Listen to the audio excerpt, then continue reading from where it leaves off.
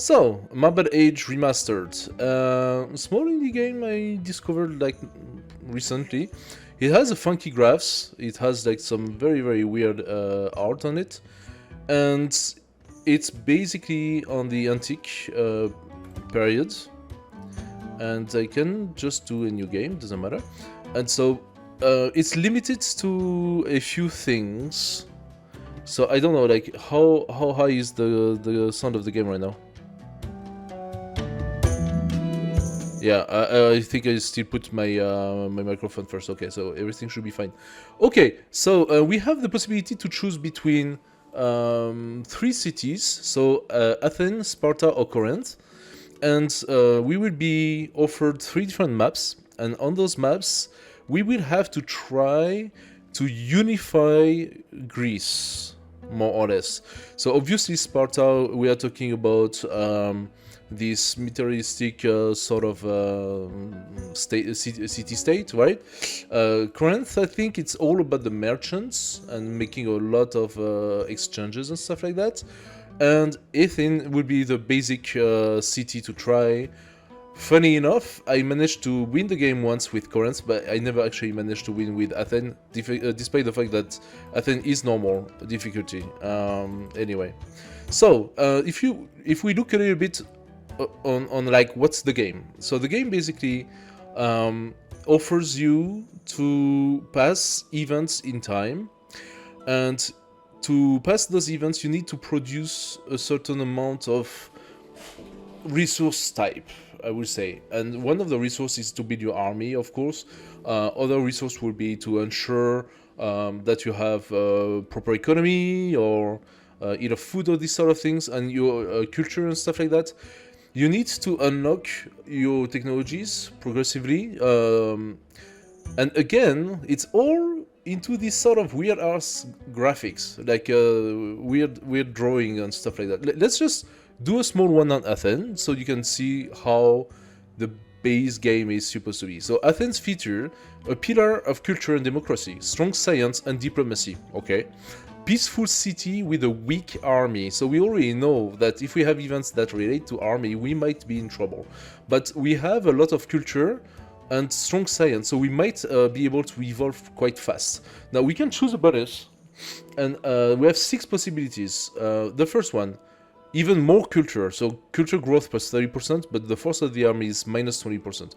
That will put our army into like a very harsh state. Then again, maybe the way to do it as Athens is to sort of accept colonization or being conquered. I don't know. The other possibility, we could do force of the army on the contrary, plus 30%, but we do lose a 10% cultural growth from the sages. So here we had 30% plus minus 20%, and here we have 30% minus 10%. But it's from the sages, so I'm not actually... That seems to be more mitigated. Maybe that's actually better boost to give ourselves, so we have like a little bit of a stronger army. I don't know if that's enough with Athens, to be fair. Now what do we have here? Advanced ship building, fleet construction efficiency 30%, fleet limit 30%, so the fleet allows you to do a lot of commerce and exchanges, so it's good for your economy. Seafood harvesting efficiency is minus 20%, so we won't be making much food using the ship. However, we will have a greater fleet, and they will be built faster. Now, what else do we have?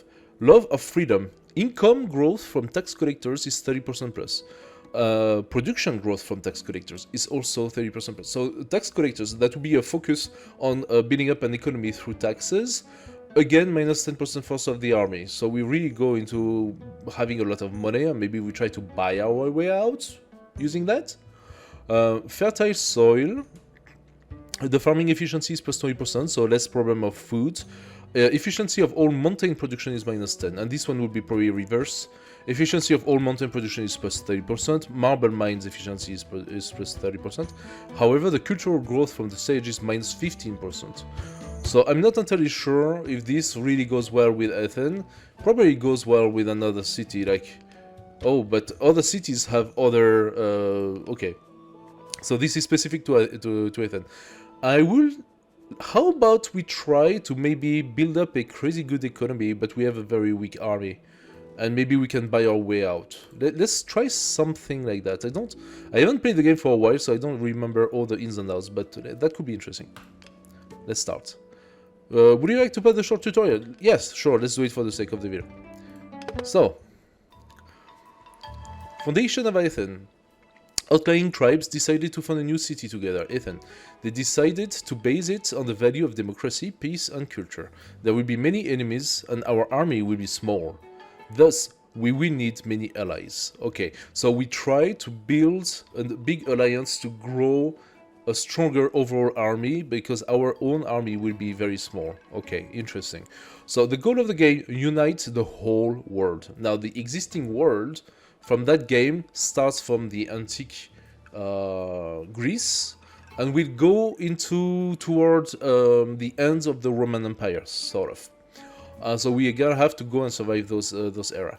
Now we can survive.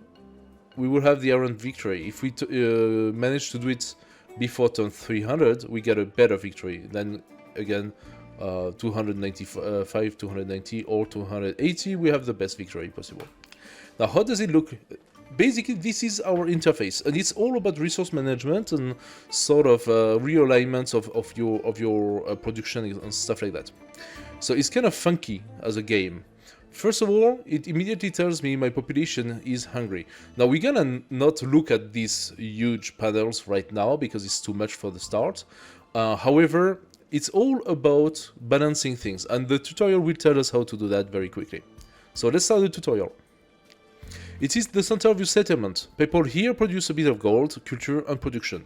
Basically, they are here into the village, and they produce a little bit of gold, culture, and production. But if they are assigned to specific buildings to do that, they will produce more, obviously. But they don't produce food, or at least not a lot. Yeah, I don't see food being produced here. Okay, so no, sorry. You can look at the icons here, and that tells you what they produce. Okay, so they are producing here a little bit of gold, a little bit of culture, and a little bit of production. All right. To grow the population, send a few workers to produce food. We need food to be able to grow production, our population. So here we're going to move the slider, and we are going to assign 6 of the 8 into producing food. There we go. Now the 6 are producing 0.5 each, so 0.05 each, so a total of 1.2. No, this is incorrect. They are producing 0.02 each, and so 20% per person basically. And so now they are producing 1.2, and so we have a surplus of 0.88, so our population is growing. Good. Now new task, what does that say? These tasks are sort of our quests. They will give us some rewards, but they basically also give us a little bit of the lore. We are advancing in time that basically tells us about it. Union of Attica. The residents of nearby villages migrate to our city. It will spur our progress. So we will gain 20% population growth, which is good, but per se. The goal being to achieve a population of 150. We would have a reward of plus 30 army power and plus 200 gold. Now you can see that we're already at 8 out of 12, and 12 seems to be our limit. So obviously we need to develop our village or our city. And to do that, we're gonna have to research technologies. So press end of turn every time once you finish distributing the tasks. The turn will change, the workers will produce more resource, new events will happen. For those who will know the game, it reminds a little bit of Civilization, but of course with a hyper-simplified interface. We do have a world map. That world map is only a interface to look at who you manage to ally and where you can do new settlements and stuff like that, but it's extremely simplified. So compared to a game like Civilization, this is a much simplified version, and the only thing that matters is really the storyline and how to pass the challenge. So we are going to click and pass our turn. We are at 3000 BC, and if we click, now we are at 2900 BC. So clicking produced food. By producing food, we gained 0.81 new population, so we're gonna need to pass another turn in order to gain 1 population for real, I mean. So now we are at 969. We gain one more population that automatically came here in our base village. Now, the tutorial tells us to continue to do that. Now we gain one more, and now the tutorial tells us something new. Okay, we have reached almost the max population, so we are almost at the cap. If we pass 2 more turns, we will be at 12. Now, each time we have a new population coming in, they are obviously eating food. So, at 11 population, so it's written mortality, but like that's a little bit something different. So at 11 population, we could try to look. Okay, it's not exactly specified how much food they are consuming.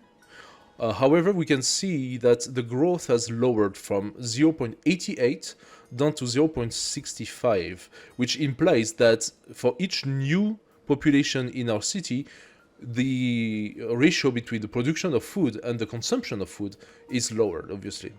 So let's check our technologies. Here is our tech tree. So the tech tree allows us to spend some culture to progressively develop the game. And so for each for each technology you have 1 or 2 stars.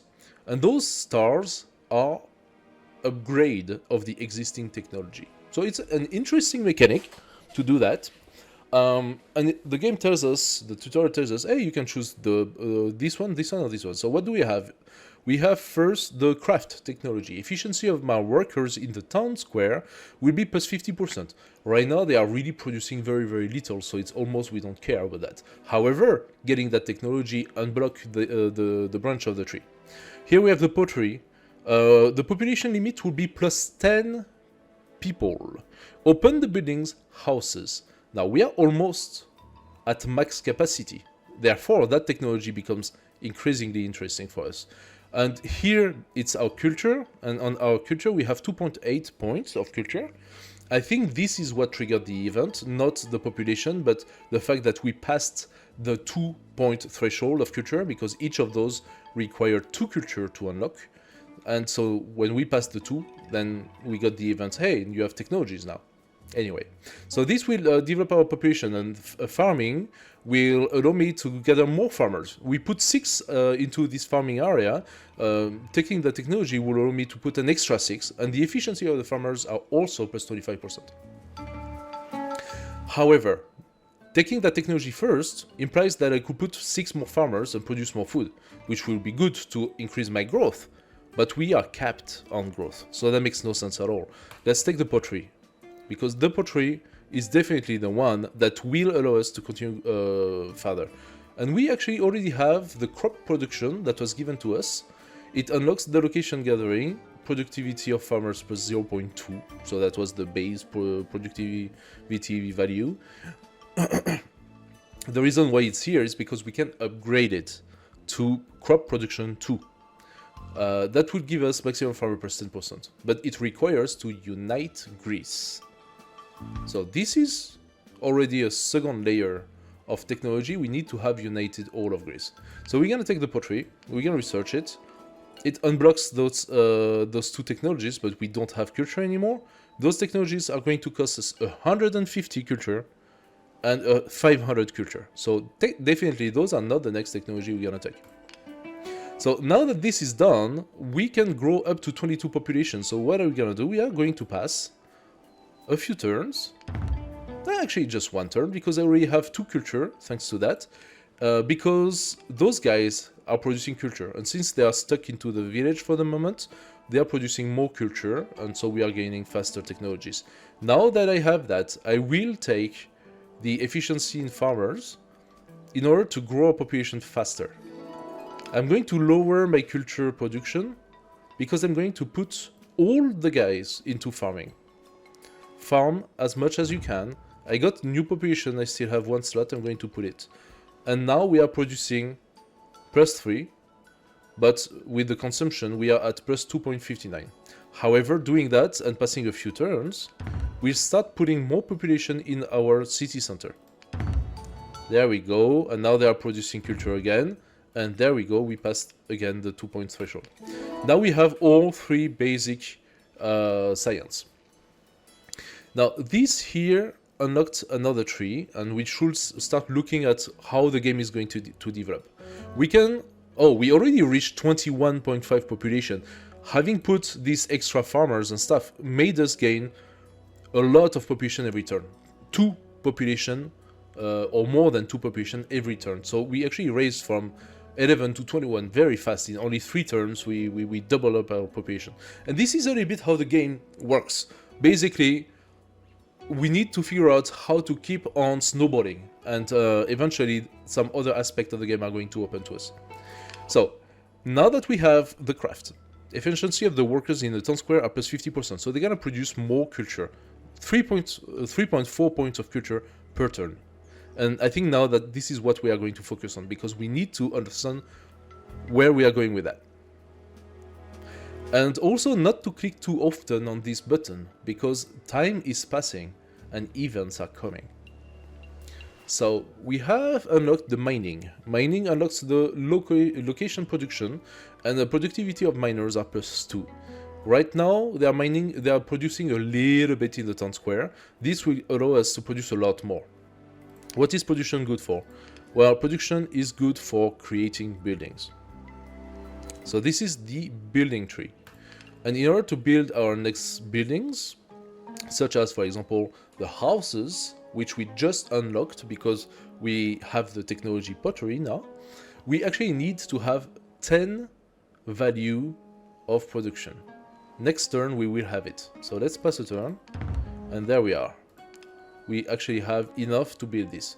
What else do we have around? We just have those 2 available right now, apparently. This one costs 40. And we unlocked it with the farming technology. It gives us a maximum farmer plus 50. So wait a second. Creating those buildings allow me to snowball on a much faster pace than just doing the technologies. But they require technologies to be built, to be unlocked.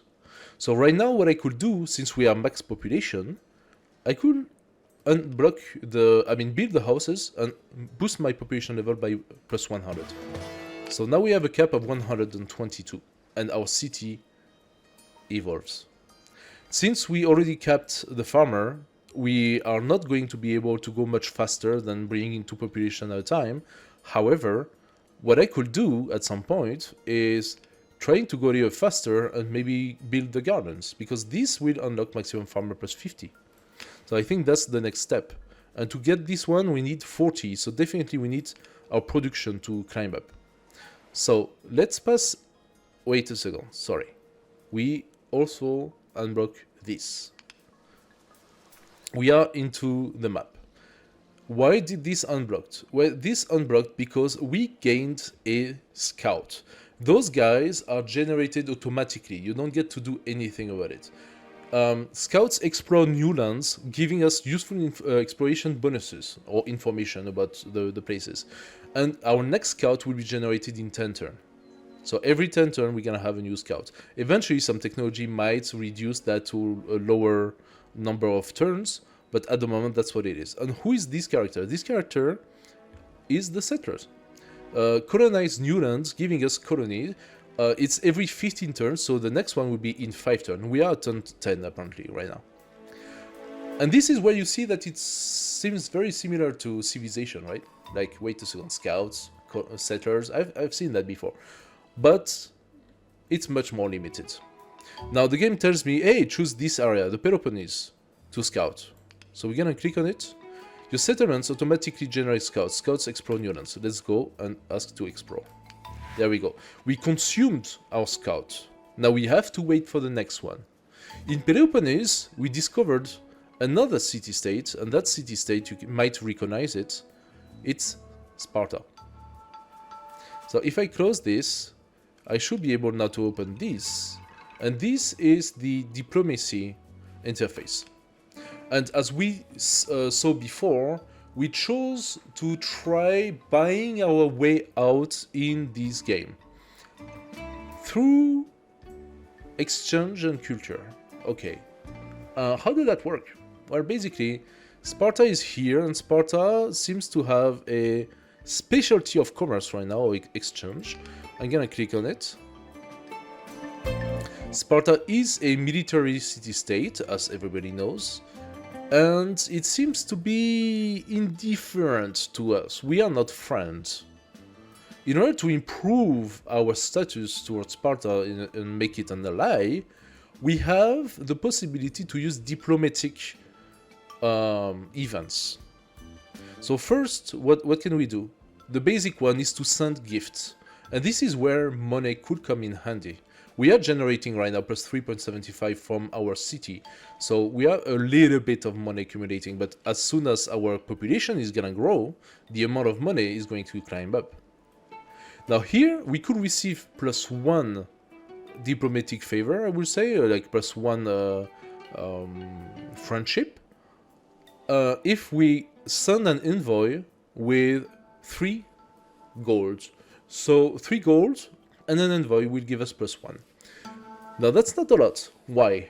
Well, that's not a lot because this number goes down and never stops going down. It only stops going down once you are officially ally with a city. What happens if that number goes down too much? Let's say we just don't have the money or we just don't have the means to send diplomatic envoys to cities, and that will happen. Then they start getting angry at us. And eventually, they attack us. So, it's a little bit like a city-state in Civilization, very similar to the concept. But more like another civilization, like an AI or whatever. But city-states in Civilization, you can ally and then eventually use their army to your own benefits, or their economical capacities to your own benefit. In this game, it's all about making those city-states your ally. It's all about that at this point, because first we need to unify Greece. And here we have Knos, and this one seems to be not yet explored, and not yet, like we don't really know about these guys, but it doesn't seem good that we already know they are here. I have a feeling they might go back on us.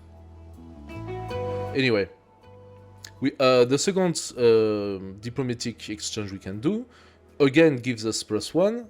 It's to it gives us plus 1 level, but it also gives us a nice boost in culture. So it is a cultural exchange. This one does require to already have plus 5 relationship with them, which we don't have. So we will have to send a gift first. And then eventually, if we are still above 5, when the next envoy comes, we might be able to do this one. Now this one costs more. However, the benefits is also more. So it might be worth it. Now, at some point, if we manage to pass 8 level of friendship, we may form an alliance with them. It will cost us an envoy and 23 gold. However, we will be allied and we will receive a boost of 20% strength, military strength. And finally we have this one here, and this one is a little different. It does require to have more than 9 in friendship. We can ask for help and receive military bonus. So it will be like a direct military gain. They will send some people to fight for us, basically, and join our personal army. Down there we have our alliance, which at the moment has no army and no defense. And then we have eventually enemies that will come, like this guy, for example, will become an enemy. And their strength and defense will be displayed here. Every time we need to try to figure out a way to be stronger than them. The alliance bonus that we benefit from when we manage to get friends with our city-state of Sparta, it is a military bonus. So force of the army would be plus 30%. And we are talking the joint army, if I'm not mistaken. Now this is the diplomatic tab. And then we have the possibility to trade with the city-states. This is something that will come much later because we need to have the ship unlocked. So we will look at this later. And then we have here the possibility also to make attacks on a city-state And those attacks with those military commanders, those generals, we can conquer a city-state. We don't have to do it diplomatically. We could attack them if the strength of our army is big enough. With 3 conquer, the city will surrender and become ours to govern. Finally, we have here some additional data, but yeah, I'm not entirely sure that we really need to look at that. There are many brave warriors in this city. Okay. So now that we know everything, almost everything, about diplomacy, let's start piling up some humans. And until I see a notification, I will keep on clicking. There we go. Now, we are at 28. We were at 22, so after 3 turns, we gained 6 population. Now, they all went into the city center. And now they're producing more money, more culture, and more production. Again, it's not very good. It is just more of it. I think we have 2 possibilities with the amount of culture we get. This one, the mining for 15 culture, that will unlock the production. And this one, mythology, that will unlock the location alignment in order for us to produce sages. The sages will make us gain culture faster. Now, if we look at our production and stuff, it's sort of aligned. And I'm thinking 15 is not so much. So we could get mining quite fast, actually, if we actually decide to boost up our culture. So I'm going to use the culture a little bit, and then I'm going to assign 10 sages. I'm going to take them away from here so they will stop producing culture here. However, they're gonna produce 20 culture here, because it's 2 per.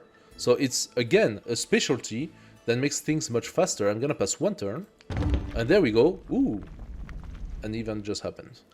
But with this 1 turn, I unlocked the next technology. So it was worth doing it, because I gained so much time in the process. The Minwan eruption. The volcano is erupting. People are frightened. But luckily, we are far from the epicenter. The refugees started to invade our city. What are the effects? For 10 turns, cultural development will go minus 30%, and population growth will be plus 20%. Okay, this is an event that is a passive event. We cannot do anything about it. However, it's going to beneficiate us. Why? Because I just boosted our culture so much. Even if we get minus 30% on culture right now, it doesn't matter. The effect of the event makes me lose 6.78 culture, but we are still producing 17 per turn. I was producing 6 per turn before. So this is still good. I'm gonna take the production, because I want now to start boosting up our production so that we can make the farming area.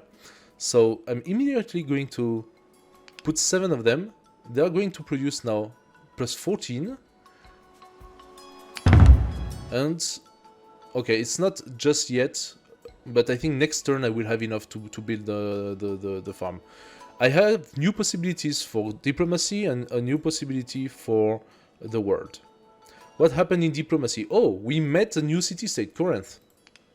Corinth is above 5. Now that's interesting. That means that I could use... Oh, and we gained an envoy. The envoys are generated every 5 turns since we have diplomatic.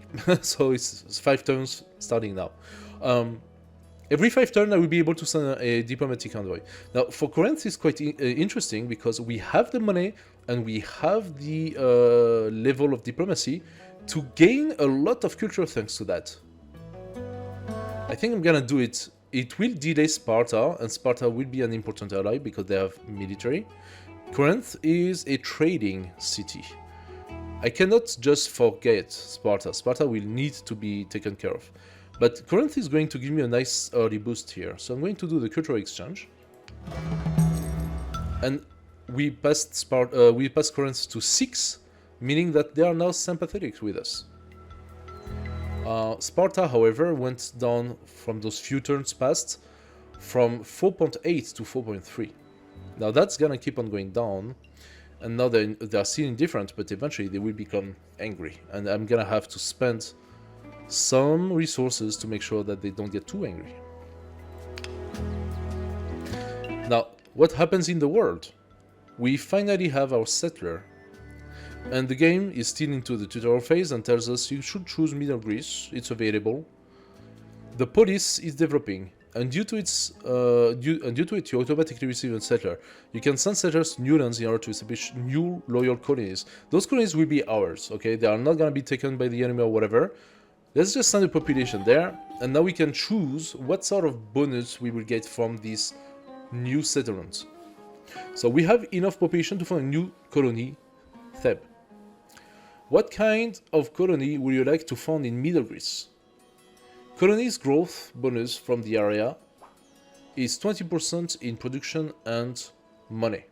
The population of the colony will be +4. Okay. By choosing the type of colony, we will receive a bonus that will continue to grow. Okay. Interesting. So we could do food colony, speed up the growth of food and population. Basically, that will give us +0.08 per turn at this moment. But as the colony grow, it will eventually give us more. But as like right now, that's not very interesting. We have seen that the colony growth bonus is production or money. So I am thinking, at this point in time, I think production is not that great. We should definitely try to produce more money. And we get a bonus for that. So I'm gonna go for the trade colony. There we are. We consumed our settler, and we have now this beautiful Middle Greece city of Theb.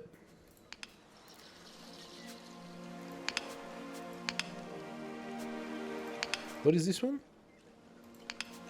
Oh, they're both in Middle Greece. We were already in Middle Greece, sorry. So we were already into the region of Middle Greece, and now we have this one. Okay. I wonder what that is. Explore region feels current profit, blah blah blah, Athens. No space in new colony. Those are hills.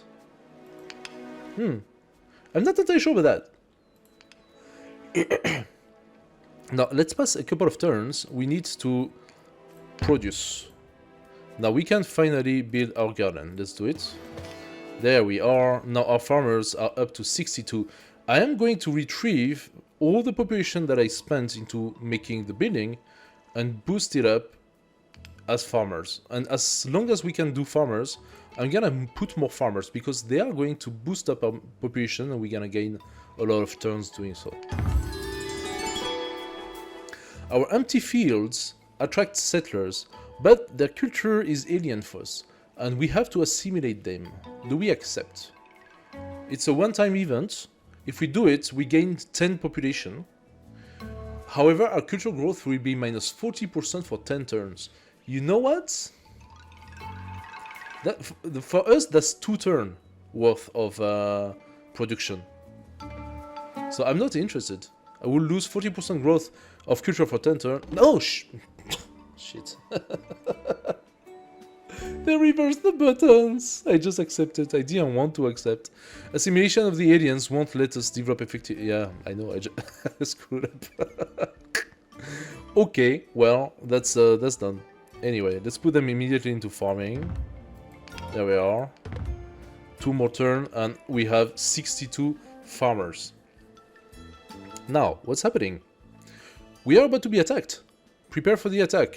Learn the physical training tech and train your army. Even better, if you will form an alliance with Sparta and will unite Attica before the enemies will show up.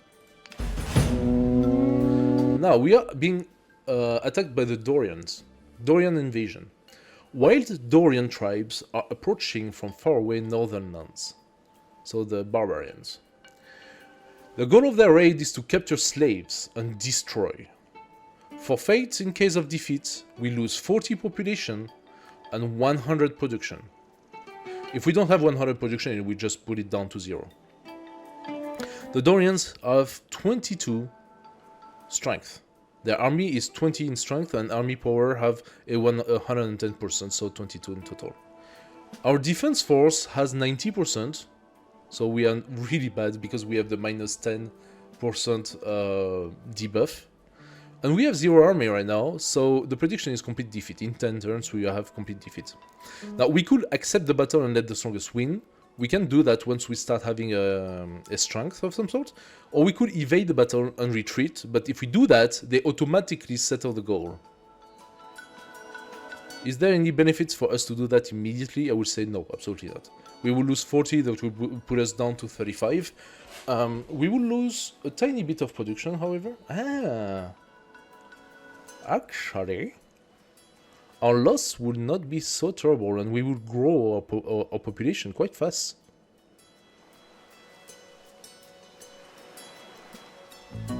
I wonder if we would have a negative impact to do that. What if we let the Dorian pillage our city? Because we decided to go a little bit for a passive play, right? We are economic. Now, of course, what we want to do is to go with Sparta as a friend, but Sparta is already an antipathy level. We have to wait for the next envoy, and it will become next turn. The only thing I can do for Sparta is to gain a +1. That will put us at 4.8, 4.9. And then we have to wait yet another 5 turns in order to give them yet another gift that will put us into a more than 5, which is sympathetic level. But we are not alive with that. And 5 turns after, the army attacks. So there is no way for us to pass 8+ with Sparta by the time this army comes. Now, if we go into trading, we cannot do the trading at that point. I think we need to forfeit the idea of having Sparta as an ally before the attack happens. And if that's the case, then I think it might be... I mean, we can build a military as well, but the question is, how strong is the military gonna be, huh? So our next technology is to train some people to be a military. Productivity of trainees will be 0.1 strength per. And they have 22 strength. So I would need to have over 220 military to be able to pass their strength. And to do so, I will definitely need to build the barracks and stuff like that. So I am not entirely sure I can do that in 10 turns. I mean, of course I can use my technology for sure. If we go and look at the whatever building related to this, we have the walls, so I could try to unlock the walls, but that's already a lot of culture to do that. It costs me 1,000 production, and the maintenance is 50 gold, so we are not at that level yet. And that will give me protection bonus plus 10%. So we'll go into 100% when defending against their attack. But then what do we need? We need the barracks. The barracks are here, gymnasium. Army limit plus 360. Oh. So we could potentially, if we reach 360 population by then, we could potentially have an army that is stronger than them. Now to do that, I need to have a population that's obviously above 360. So what is our next level for the houses? We cannot do the second upgrade of this. So the next is the well. That requires 1,000 in production. And that boosts up my population limit by 1,000. The maintenance cost is 50. Is that doable in 10 turns? Now 1,000. If I look at my production, I can do 40 production per click. And do I have anything that can allow me to do more production?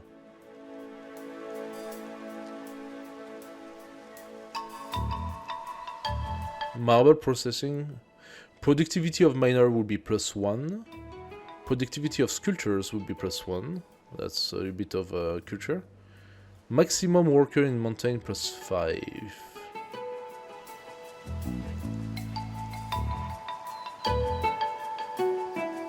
That doesn't seem doable. It doesn't seem doable to me. to have 1,000 production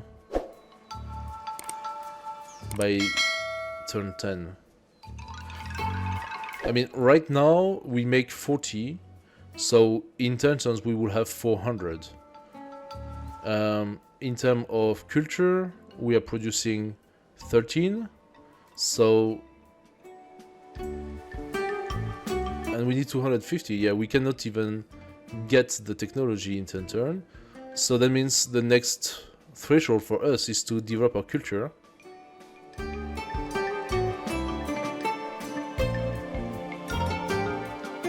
And how do we do that? 150. Here we have something that boosts the culture. Production of sage plus 2.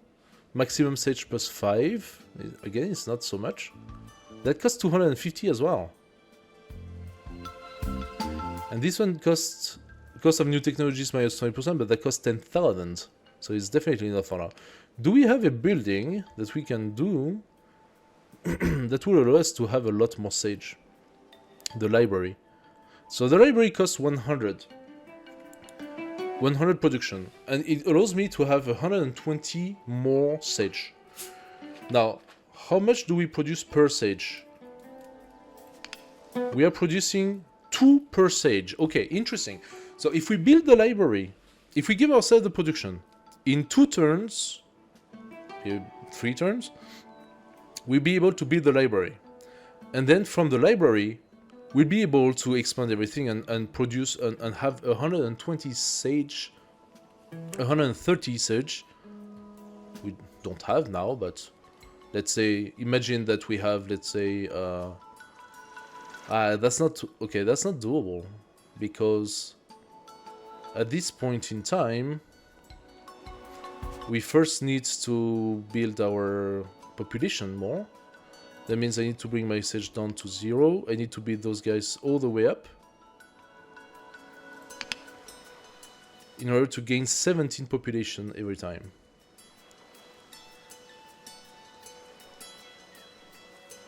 Is it even possible? I'm gonna pass 1 turn. The tutorial is complete. Good job. Continue to wisely distribute the workers. Pay attention to different circumstances and events. Okay, cool. We got a new scout, so let's look at the next place. Oh! Unexpected discovery. During exploration, our scout discovered unseen and unknown animals and plants. It will enrich our knowledge and folklore. We gain 185 culture. Now that is very interesting. Because suddenly reaching the... So this is not interesting for us now. Population limit could be interesting. But we wanted the 250. However, if we get the sage, we would get the 250 in 2 turns. If I raise the cap of my population, we can go to 150 population. We get our envoys, so let's send... We don't gain much at getting more sympathy to Corinth, so I think it's important now... Oh, I don't have the money, I need to wait next turn. Now I can send my gift to Sparta before they become... They're already antipathic. Okay, so they're already not happy right now. I'm gonna send that and bring them back down to indifference. That's... You really need to control everything that happens in this game. At every single turn. We just gained 34 population. Those 34 population... I could max out the culture, not to lose any turn on culture. We need right now to gain... To build... We need right now to build the library, right?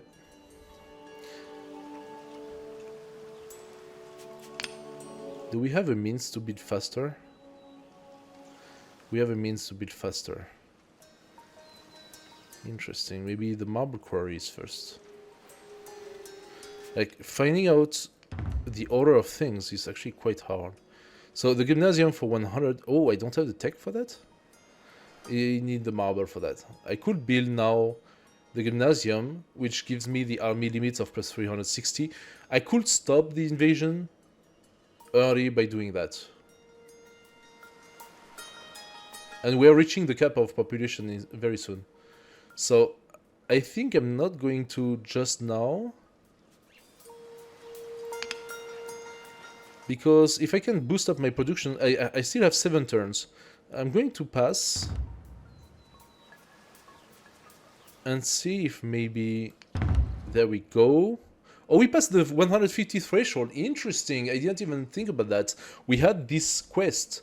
And thanks to that, we were rewarded 30 military and 200 gold. Nice. I think we actually involuntarily did the right thing. Boosting up first the population. Now, we have max population, so keeping on producing so much in farming serves no purpose. Era of diplomacy. A dangerous situation is emerging in Greece. Only the loyal allies will ensure success in future battles.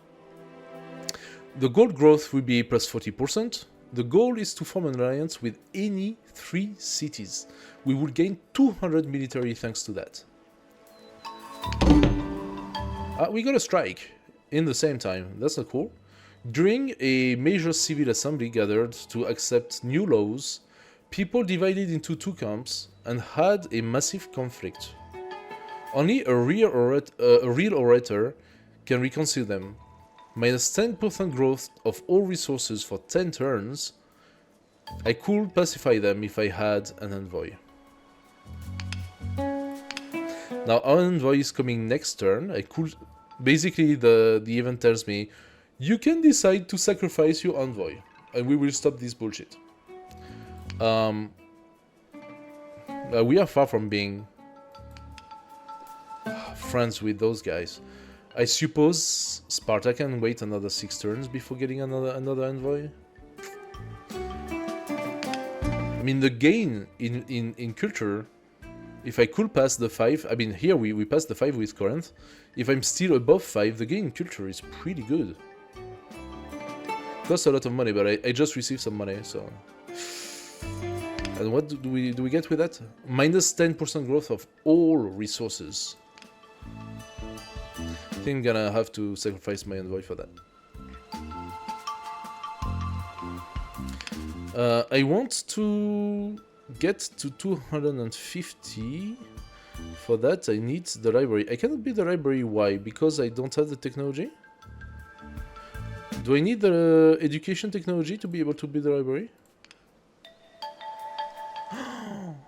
Oh no! I need the technology education that gives me 250. 250 culture.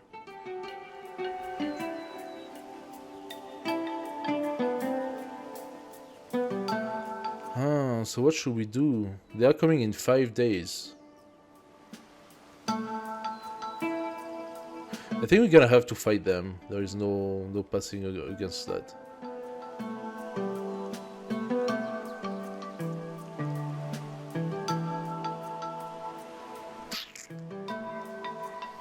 And we cannot beat the wall.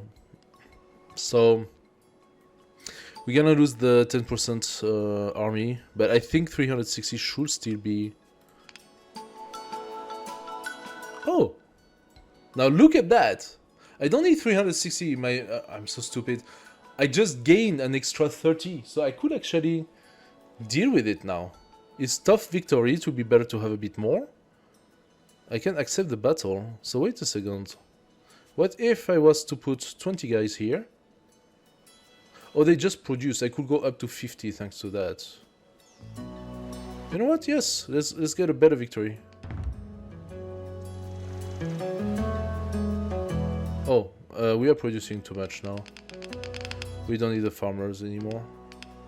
So I'm putting it close to 0. We are balanced with 43 farmer. We are balanced at 152 population. I don't think I need the gymnasium.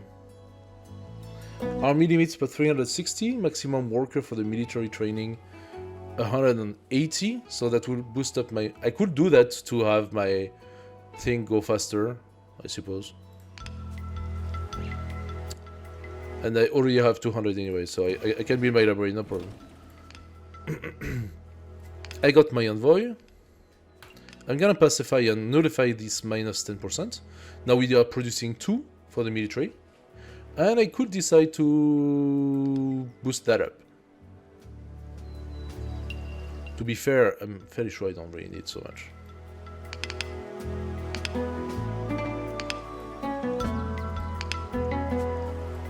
Let's pass 1 turn. 2 turn. 3 turn. Next turn they are attacking. Now I don't want them to attack because my defense is not... If I attack them now, I have a glorious victory. So the victory will glorify us, accept the battle and let the strongest win. Or do I have to just wait for them to arrive? Oh, I just have to wait for them to arrive. Okay. Unlock location tax collection. Productivity of tax collectors +2. So that will give us more gold. Oh, we are negative on gold. I think we need to do that. But I need 250 to be able to boost everything else. I really want to do the sage. Once I do the sage, my production of research will be extremely fast. So let's do that. I'm gonna wait a few more turns to get 250. There we go. The Dorians just arrived. We will accept this battle. The victory will glorify us, giving us plus 10% to army force for 10 turns. We lost 7, but we were already much stronger. They lost their entire army. You have deflected the attack successfully, and our enemies walked away empty-handed. Very nice. New event. Defeat of the Dorians. We successfully deflected the attack of Dorians. We captured part of their army, their women and children, and their supplies. What will we do with it? I think I'm gonna be a bad boy. I could do population plus 20, production growth plus 20% for 10 turns, but I already reached the cap, so that makes really no sense for me to turn them into slaves. I could demonstrate mercy, exile the Dorians without any negative consequences. Now, I would get a peacemaker, I don't know what that is. Culture development would be plus 40% for 10 turns. I think that's pretty good. But alternatively, I could go for the plus 500 gold. Right now I have 5 turns before I get bankrupt. Getting the plus 40% in this would allow me to... yes, of course.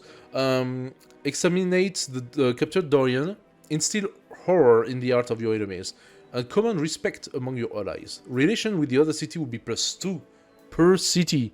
Okay, I could exterminate them all, be a bad boy, and gain good relation with them. Now I have 3 very interesting options here. 3 very interesting options, but we decided to go on a certain path. The 500 gold makes a lot of sense to me. Rummage through their supplies, loot the goods, sell survivors into slavery. So we are not keeping anything, we're just like taking as much money as we can. We get 500, that gives us a good buffer, and then we can just slowly get into the culture we want, etc. The famous peacemaker. The culture development plus 40% for 10 turns is actually interesting. I don't know. This is tough. Between the 500 gold and this one. I think I will take the gold. That's a lot of turns of production. And I will have my 250 soon, so I'm gonna take the gold. You successfully completed the trial, demonstrating your ruling skills. The success allowed us to develop swiftly at this stage. Bonus, the final game score get plus 5. Cool. You have coated yourself in glory. The spirit. Oh, so this is the plus 10% for 10 turns that we gained from the from beating the enemy. Now, I do not need... Do I need to build the army all the way up to 400? I don't think so. But I don't need the farmers. And this is boosted to... okay, actually everything is boosted up. I could put them back into production instead. Yeah, I think I'm gonna do that. I'm gonna put them back into production. And now we are positive. We are not even losing money. And we are going to have our 250 much faster. Here we go, 1 turn. 250, we can do the education, research it, and then go here and build a library. And now immediately we get a big boost when it comes to the sage. So we will lose money, however, we can cover that up by doing the trade. We just need 150 for that. If I put the sage into the library, we are producing now 457 research. Now that will allow us to create some additional things that will be beneficial to us, such as, for example, boosting up the population. That's obviously the next threshold.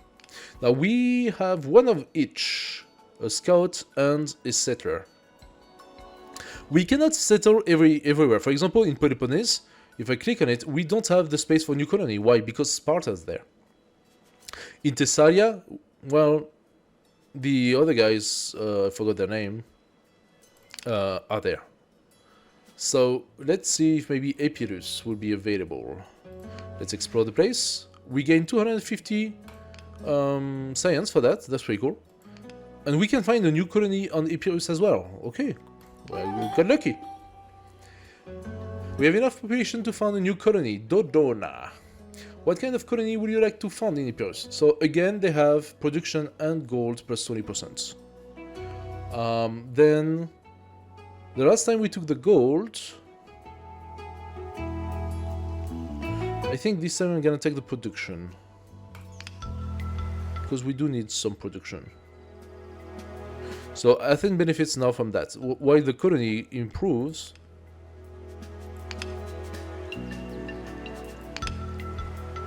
Well, Thebe did not improve much, did it?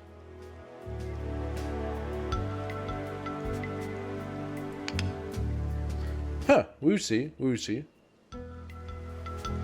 how it goes. Maybe I should choose the food. I don't know. Meh. I don't know. Let's see what we can do next. Oh, we can... Oh, we found Larissa, another city-state that is going to get negative on us very soon. So, Sparta is already going back to antipathy, so that's a real problem, Sparta. We need to figure out a way to make them our friends. Corinth is already under 5, and Larissa is just above 5, so we have the opportunity to get some... Hello. We have the opportunity to get sympathetic with Larissa, but Sparta is slowly but surely going down. That's not very good. I think I want to keep Sparta, that's military, as a friend, because if I can manage to form an alliance with them at some point... I mean, that's gonna cost us a lot of envoys to be able to reach the +8.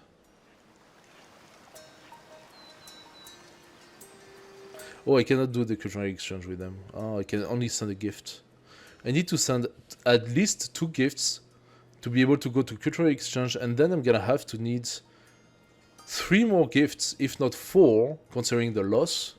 So that's a lot of turns. That's like 80 turns. No, 80 turns, like 40 turns.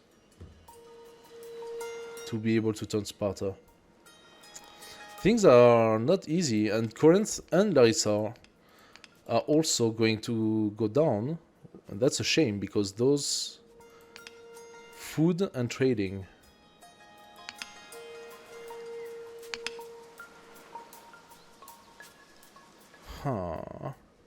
The bonus of an alliance with them is population limit plus 10%, and the bonus of an alliance with those guys is the trading profit plus 10%. Now I cannot keep all of them happy, it's almost impossible. What I need to do is to figure out a way to bring them into my side. The boats will potentially help.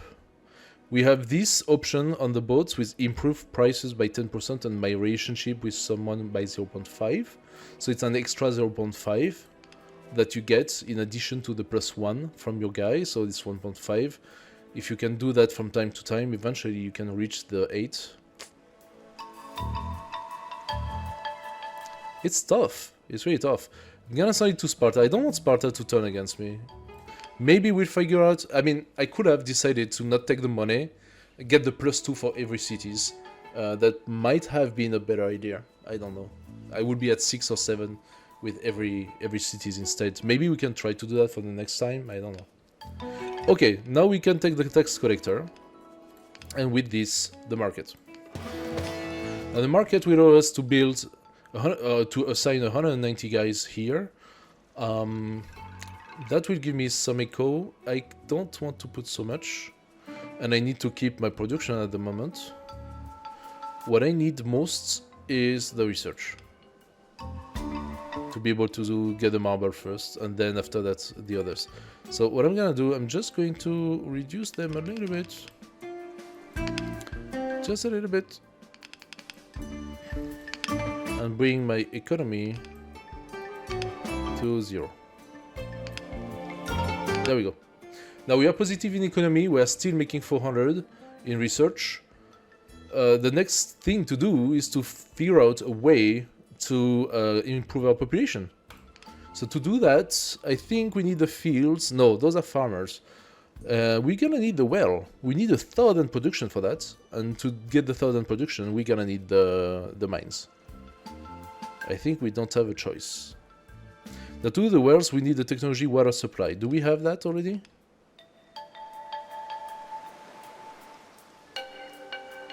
Water supply is here. We need 500 for that, so we can take it next turn.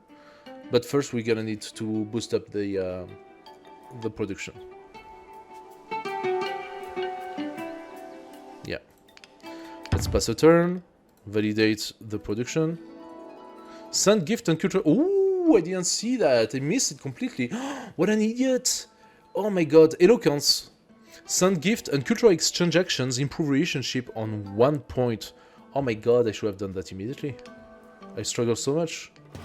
I need to do that. Oh, that was such a miss. I should have seen that. We need a little bit more guys here. We're still about equivalent. There we go. That's positive again. So, things are quite difficult. I'm gonna pass because I need... Okay, I'm gonna take the cultural exchange so that it's done. Pass another turn and validate now the water supply. I have now the cultural exchange, so the eloquence, sorry. So every time we do the gift, it will be more efficient. Trading profit is not an urgency for me. Legislation, efficiency of my tax collector plus 20%. I could do that, so that would give me a little bit more money. Or I could go... No, art of negotiation. Turn until new envoy appear -1. Okay. I think this is where we want to go. There we have it. So now, our envoys are coming every 4 turns and will provide us with a stronger ratio. 2 for my gift and 2 for my cultural exchange. So I'm gonna send another gift to Sparta that goes sympathetic with us. And I think that before Corinth turn against us, I will be able to boost Sparta. Maybe not to Alliance though. Maybe I still need to give a little bit to the others as well. I will see how fast it goes down. Anyway. We are still producing. Aha! We have hunger. During a major civil assembly gather... Oh, you must be kidding me. -10 to every resources. Now you have to wait for my next guy to come. Efficiency of tax collector, I'm gonna take it. We get a little bit more gold. They want me to have a bit more farming because I lost 10% efficiency on things. I'm forced to... I mean, do I need to build something right now? I want to build the well. I can do that. The maintenance is 50, that's a lot. Okay, what I need most right now is the production. So, I think... Oh, wait a second, what happened? Our population went from 152 to 190. Why is that? Why did we gain population?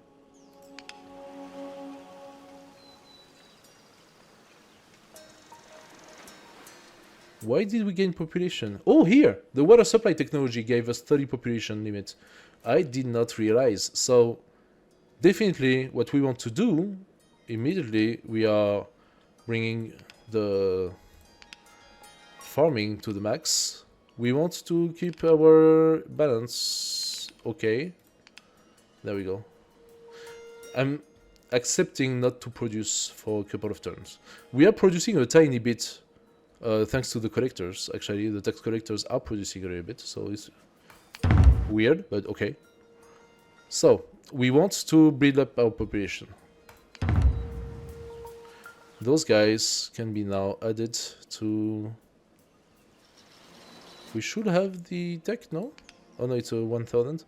We need to boost our production while keeping the rest at level. Okay, we got a new technology, and that will be the wheel growth of all resources plus 5%. Open building roads. I'm gonna take that. And then we can have the civilian reserve for a stronger army. So, now we should counterbalance a little bit of the loss. Yes, we are back into positive for almost everything. I'm gonna put a bit more production. And I got my next envoy, which I can send. So there are 355. It's not so terrible. I can do a cultural exchange with Sparta. Sparta is now friend.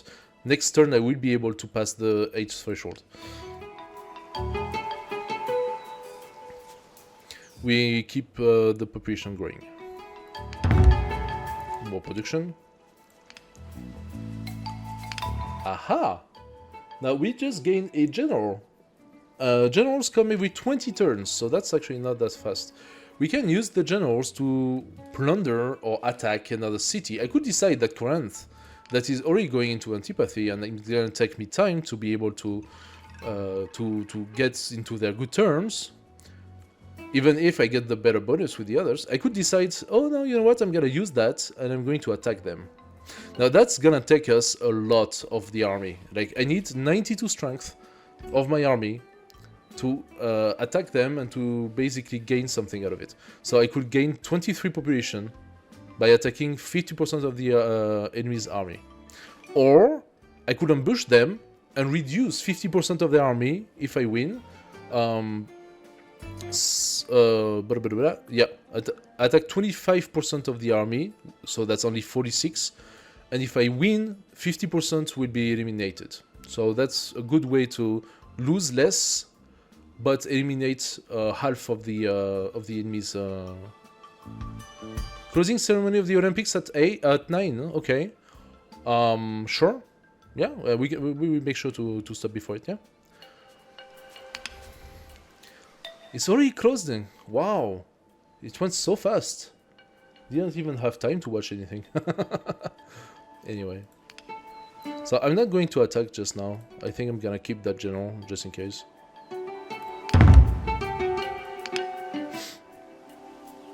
A few weeks? Yeah, a few weeks. So many things happen every day, like you cannot follow unless you decide that you do nothing else and you don't work. How do you want to follow on all the events? I could do the civilian reserve, so that would be force of my army plus 30%. That's worth it, but not just now. I think instead I'm going to scout somewhere. How about the Ionic Sea? Oh, during exploration, a scout discovered unseen unknown animals and plants. 1,000 culture. Nice. Now we are 2,000 culture. And we gained the reinforcement wall. I'm gonna take them because it would be harder for me to build them when I need. And right now it's actually it's a nice boost, nice passive boost. We are now at 100% on defense. So we are still gaining a bit more population and trying to put them here. However, should I boost my prod a lot more than that? And I think I'm going to. I'm gonna put this Cultural influence. Our relationship with scientifically advanced neighbors boosts our development. 2000 and the next invasion arrives. So we got a big boost of culture, but not without a reason.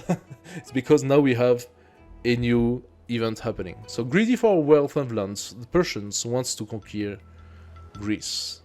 Now we are talking about a huge army. They are preparing a huge invasion army, and if they succeed, our region will become the province of Persia, and we will have to pay a big tribute. Now Greece currently is at 739 strength. Our army is 673, we have 61. I think that if we build up our army, and we should have the possibility to do so, we will have the strength to fight against them. But how much time is it gonna take for me to do that? So, we can develop the civilian reserve, which gives us another 30% strength on our army. So if we look at it, here, that should be 140 now. Maybe I need to wait for next turn. Okay, we are producing one more turn and it should be fine. Okay, Sparta. So they are both antipathic to me, okay, but I will deal with those guys as soon as I can. Sparta, however, will give me a cultural exchange. We got a free scout out of this. Cool. Now Sparta is almost maxed out. They revere our civilization. That means that I will be able to form an alliance with Sparta very soon. And our alliance will give me 73 army strength. That's actually very good. Plus 30% force of the army. So I think going for Sparta is the right way to go against the Persians. We also saw the movie. We can scout another place. Let's go and check Illyria. Oh, nice and empty. That sounds like a place I could build a colony on. We get 4 more and put them into production. There we go, and we finally can boost up our population. Now, is this what we want to do? I have a feeling that right now we are struggling a little bit when it comes to how many people can come. And we will have 1,000 production in 3 turns. We can also build the walls, but not just now. I need more people. We are almost maxed out on people, however. Now, I think in the order of things, we would have 1,000 prod to build the field in 3 turns. But we will be maxed out already. So we're gonna do first the well. Now we can keep on building up our population. We are maxed on farmers. We are almost maxed on production. And again, I am sacrificing my culture a little bit right now, but I gain such a bonus on it. That's amazing. I can really benefit from that. We are negative on income, but that's okay. What matters most right now is the production. Oh, we got a bonus event. Solon. He who everybody fears should be afraid of everybody. The lawgiver Solon, one of the 7 sages of Greece, lives in Athens. We gain plus 10% growth of all resources, which counters this stupid strike. Nice. We even go positive on some things now. Nice. I'm going to give myself a few more here because this is really negative. Here we go. Now we get a few more. And we can build the fields. And I can allow myself to take all of the production and put it all into this and gain 40 guys per turn. Now here we are going to Illyria. No space for a new colony. Oh, you're kidding me. So Illyria does not accept to build a colony. Now that's not cool. Okay. Macedonia, no space. Or is it that I'm not explored yet? Okay, so I have a settler, but I cannot place it. I could alternatively go into one of my existing colony and boost it up. So this guy, Dodona, has now 32 population and gives a bonus of plus 4.86 to Ethan. This guy, Theb, gives plus 4.86 money. Shouldn't that be more? Because like there are more population on this one. Or is it helping in the quantity of people? I'm not sure. This is a little bit strange to me.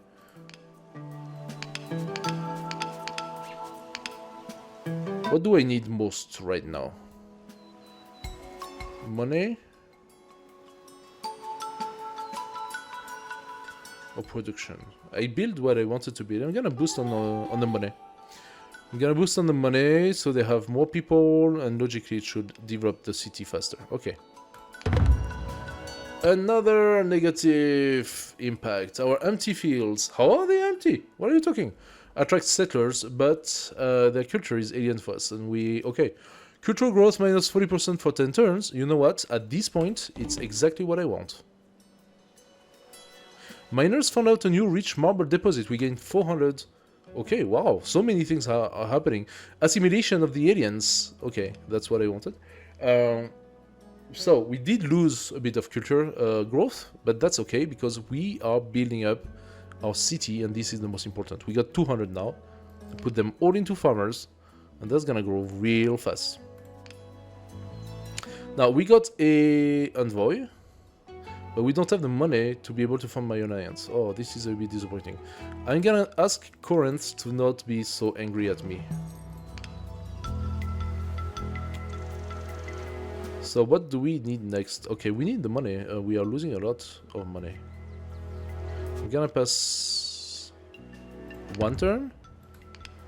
Go positive on money. Again. Another turn. Positive on this. Oh, and I wanted to build up my army as well. I should not forget about that. I cannot allow myself to forget too much. We are already positive when it comes to this. I think I'm going to lower my account here and get for plus 21 just for the sake of having a strong army. Every turn I can boost my farmers back. There we go. Oh, Knos attacked me. I did not realize that. Hostile activity. If we fail, I will lose 2,000 culture. Can I use my culture for anything? Oh, that's a bit setback. I didn't see that. Oh, scheiße. Knos attacking me with not so much more. Just one turn. Ah, if I had seen that before, I would have been able to counter it much better. Macedonia. Let's explore that. We gained 200 population. Yay! Okay. Macedonia. No space for a new colony. Oh, are you kidding me? I mean, there is a new city-state. Let's see it. Pella. Pella is indifferent. Okay. We can form our alliance with Sparta. That could very much turn the tide. Let's do it. Now, Sparta has turned pink or magenta, and our alliance is now much stronger together. However, our enemies combined are also strong. What is our situation with Knos now? We actually are almost at a victory. Maybe the production will turn the tide. Persian invasion. So, are we going to lose some army because of that? I don't know. Our army force is... Our allies' force is stronger. Now, okay. We have 4 possible development. Persian army is already crossing the Hellespont Strait and soon will step on our lands. We must decide how to defend it. If the Persians will succeed, our region will become the province of Persia, and we will have to pay a big tribute. So this is if we lose this war. Now, we could hurry up and with 75% of joint force of Greece cities prevent the Persians from crossing the strait. We will need for that to have a to have a personal strength of 75% of the Greek cities' strength. We would need for that to be above 2.1 thousand to be able to stop Persia at the gates, basically. Unfortunately, our army is not as strong as the one from Persia, so we most likely will lose that fight. We could wait it out and fight by ourselves against only 5% of the Persian forces and let the Persians do whatever they want with the rest. The relation with the neighbors will suffer. That would be a great way to be at war with everybody. We could actually win against Persia if we do that. Now, we could lure the Persians to Greece and give them a battle royale. Greece will be devastated by war. That will be probably a pretty big negative. However, the Allied forces right now are stronger than the Persians' forces. It's such a shame that this battle happens before the Knos one. That's very annoying. I think forming an alliance is the way to go against Persia. Or I could accept the inevitable and submit to the new lord, persuade the other cities to do the same, go for a peaceful resolution, and then we become their vassals. And we have to pay tributes to Persia for a long time. But we do have some army, and I want to fight against them, so I'm gonna fight as an alliance. You have deflected the attack successfully, and our enemies walk away empty-handed. Our relations with other cities will improve. Very good.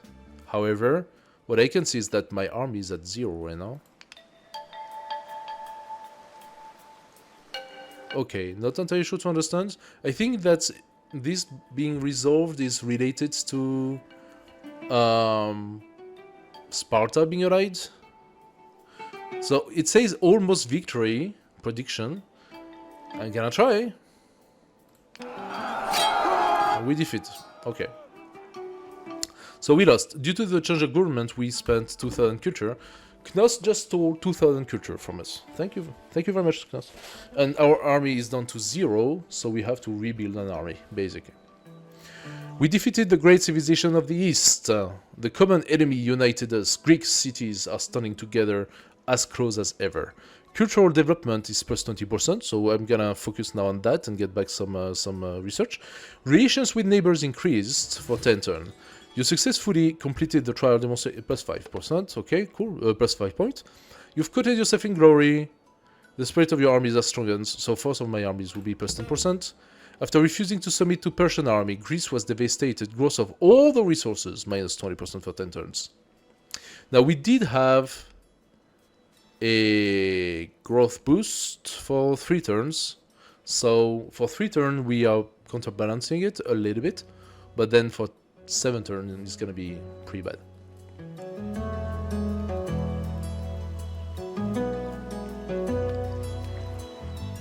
Let's look at our situation with the other cities. So, our relation with Sparta is on alliance. It should not go down anymore. Current Larissa is pretty bad. We will need to boost that up. However, it states that we should have a bonus, a rational bonus with the cities. Relations with neighbors increased. I don't see the increase right now, but let's see. Let's pass a turn and see what happens. Larissa 2.97. I think that's better. That was 2.77 before, right? So I think we are increasing our relationship with everybody for 10 turns. Massively. And this is exactly what we want as Athens.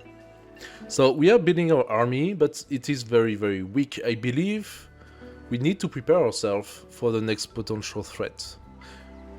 And one of the best ways to do so is to become friends with those guys, for sure.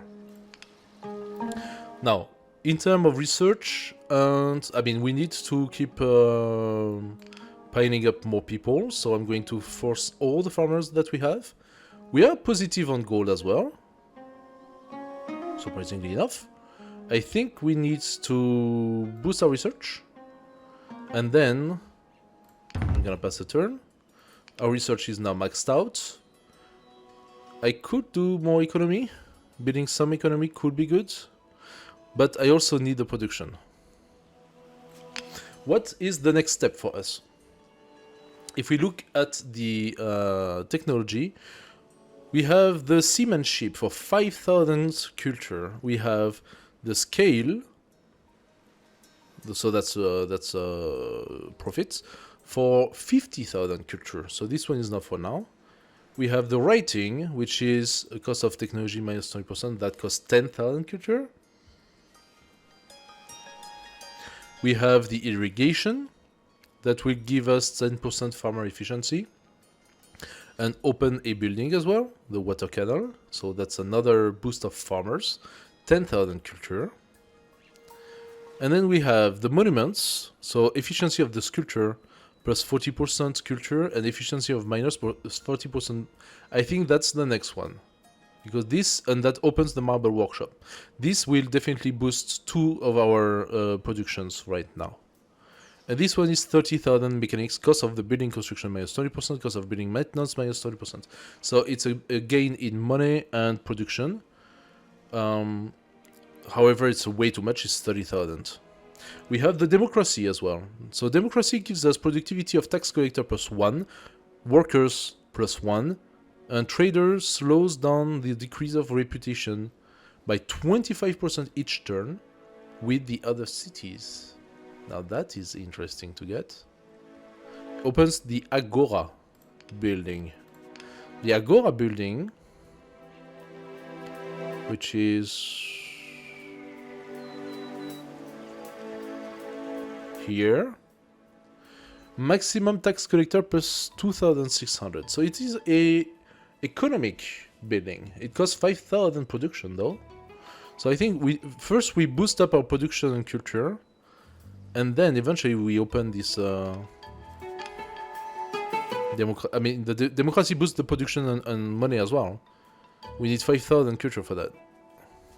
And we are producing 580, so 10 turns-ish. 10 turns. This efficiency of sculptors plus 40% culture.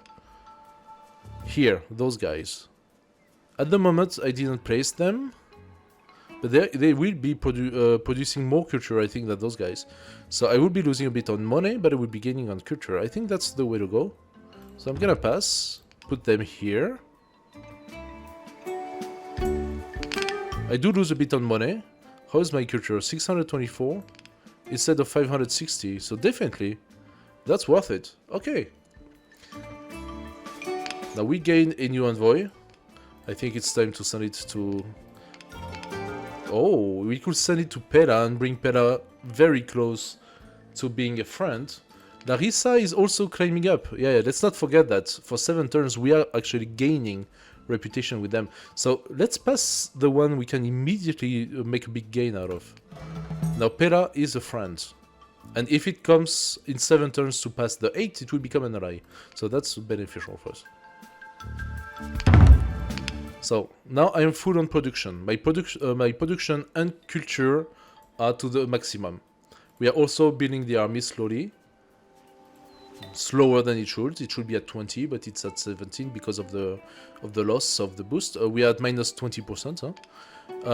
Our culture growth is at minus 40%. We're gonna gain a significant boost now next turn once we can. I could build the wall. The maintenance is great, but it gives me the production bonus. Let's do that. And our city has walls. Nice. I mean, we have to prepare for the next event, and the next event is going to be worse than the previous. So every event that comes is incremental. What did I just say? Alexander the Great. Macedonians at Pella are organizing a campaign to retaliate at Persians and to destroy their empire. They are asking us for help. The chance of success is 20%.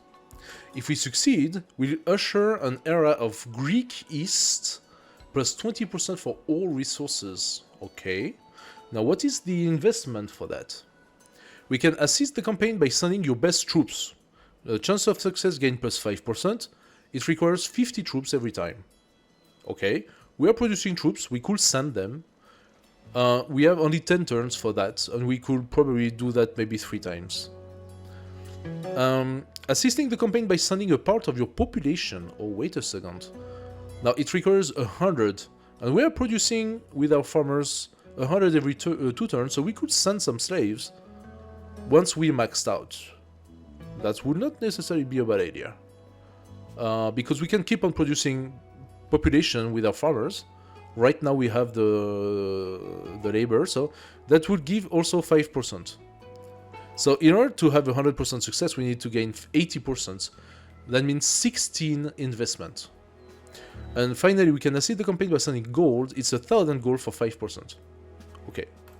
We don't need to do that just now. We have 10 turns to do that. So, 90. This is maxed out. This is maxed out. This is maxed out. I'm going to put more money.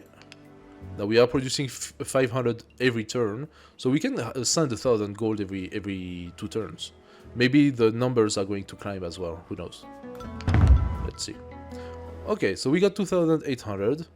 Let's see if I decide to assist the campaign by sending gold. Okay, I did it, and it did not change much. I could do another one. There you go. Now we are at 30%. I could also send some troops, because I'm producing them. I still want to keep a little bit of troops because of Knos. Knos attacked us without us realizing, and that put us in a very bad situation. So we did beat the hell out of... No, we did not beat the hell out of them. We did lower their strength, but we did not beat them. Now, can we do anything else? So I could... With the general, I could attack, but I cannot attack Knos because I don't know where they are. They send an attack against us, but we cannot send an attack against them. That's the problem here. Okay, we got enough culture. Time to raise the miners. Or... Trading slowdowns the decrease of reputation. We still have an increase of reputation for 3 turns. I think I'm gonna benefit from it. We are making 1,000 culture per turn. Good. So 5 turns to get that reputation slowdown. Okay, and we got now our new envoy. However, getting Pela into being a friend would cost us 2,700 gold. God damn, that's a lot. The others are actually much cheaper. Larissa is much cheaper. It's 600 gold.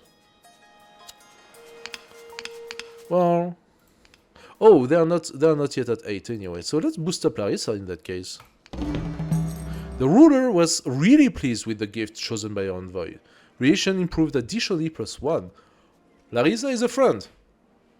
Look at that. Okay, we reversed the situation from before. We are actually getting in a much better state now. And Corinth will be the next on the line. But Larissa and this guy, we can turn Larissa for 600 gold and then maybe Pela once we have the money. But like if we invest a couple of times in Corinth, we will have yet another ally. If we check on Sparta, we can see that we are getting favor anyway. So Sparta is getting to the highest level right now. And we could ask Sparta with our envoy, we could ask Sparta for additional army to boost up our own army from time to time if we need though. Because we are not producing a lot when it comes to armies. Let's pass a turn. We got another general. So, we have 2 more turns of benefits from culture and friendship, and 2 more turns of benefits in the army, and 2 more turns of growth negative. So all of this is gonna disappear in 2 turns. And here, the bonus was to have an alliance with 3 cities. Our people are against our participation in any military action. They want mercenaries to fight for them. I lost 40 army. Thank you so much. That was necessary. So I cannot build here. Let's... I Explore. Nothing. Literally nothing. It's such a shame that Illyria is not available for colony. So I'm gonna boost another colony. The last time I think I boosted Theb. Now they are producing a lot more, as you can see. I'm gonna boost Dodona this time. There we go. And we will see. We'll do a colony once we have the opportunity. Right now we can't, so... Okay, we are almost maxed out in terms of population. Once we are maxed out, I will send some slaves.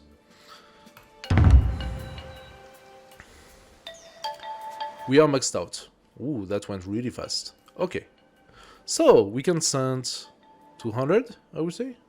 Like, how many do I have here? I have 200 here. So, I could do 1, 2. Now we are at 40%. We also have 130, so I could do 1, 2. That brings it to 50%. And we actually have 3,000 in economy, so I could do 1 and 2 again. And we're at 60%. Let's see in a couple of turns what we can do with that.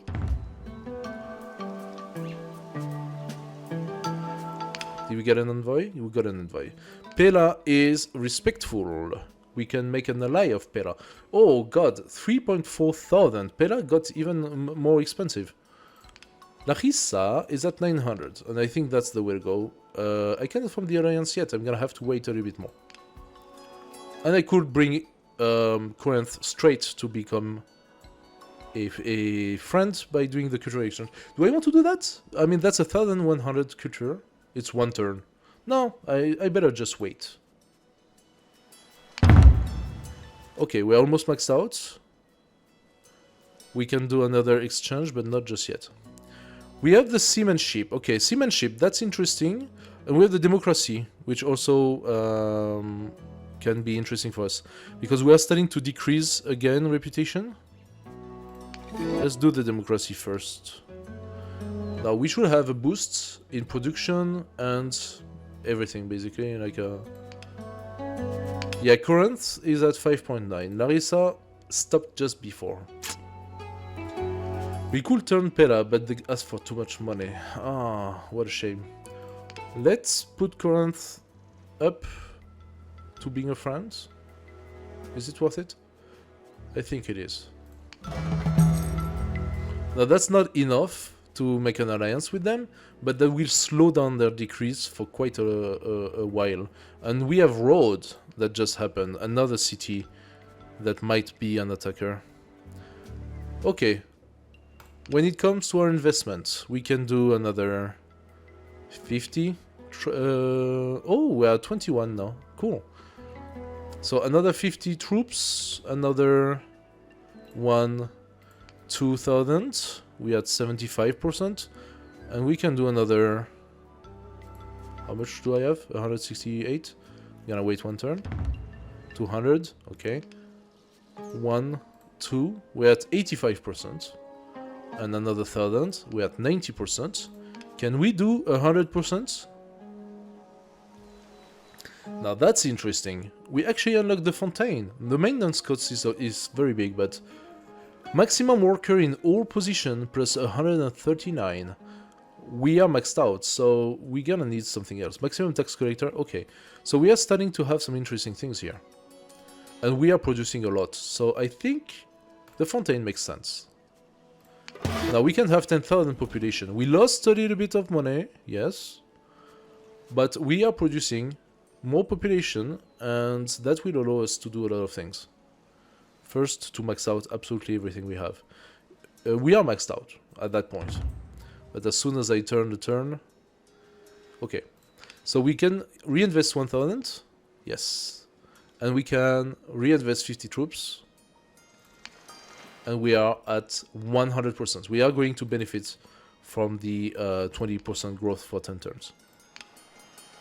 Okay, we did lose a little bit of reputation. You see now Pela went down from being an ally to a friend. We are still very close to an ally, but it went down. The problem with Pela is that they are just too expensive. So I'm going to start by validating those two with an additional investment in Envoy, of course. But once we have those two, we can go into Pera as well. There we go. Military action. Somewhere in Persia, the joint force of the Greek cities, led by Alexander the Great, are fighting with the Persian army. We will soon find out the result in 2 turns. 100% result, my friend. 100%. Let's invest 400 and get some good culture. What the hell? Hidden knowledge. Our sages got access to one of the hidden library of the city.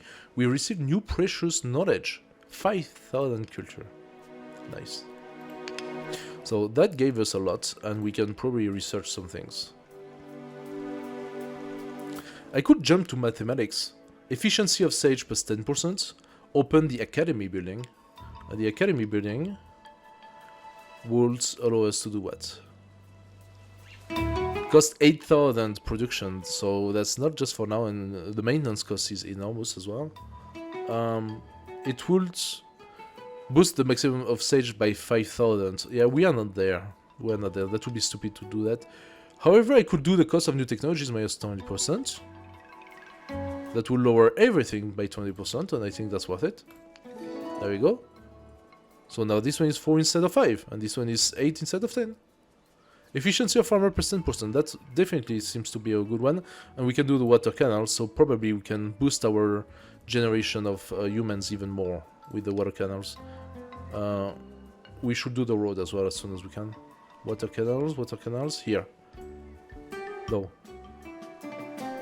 Water canals, here. Oh, we can already do the barn. With 6,000 I could do the barn. Maximum farmer plus 1.5. And the water canals is plus 10. Okay. So let's do that.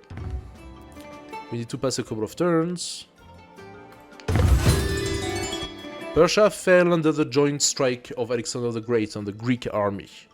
Our culture is spreading to the east, and from there we are receiving an endless supply of slaves, goods and gold. Growth plus 20%. And we gain plus 5 score because we validated that. Oh, 30 turns! Nice! Plus 20% for 30 turns. Alright. Gifts. As a sign of friendship, a police of Larissa, with which we have 8.89 point of relationship, send rich gifts to our king. Would you like to send any gift in return?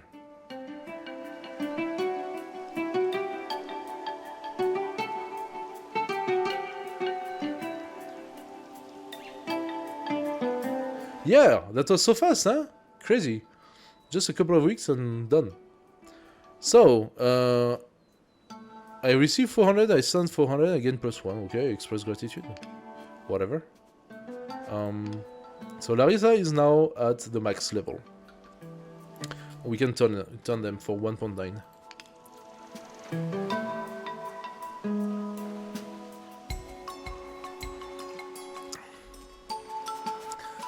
Research. What do we want to do? Could do the efficiency of the sage, since it's research oriented. Production of sheet building. I have a feeling that we are not so much into the trading here. It would be good to get more money, but the farmers might be the next one to go. So efficiency of sage plus 10%. And then efficiency of a farmer plus 10%. Or should I do something different? I could not do the efficiency of sage 10% because I'm actually producing also by having people here. So I think the right way to go is to boost my farmers.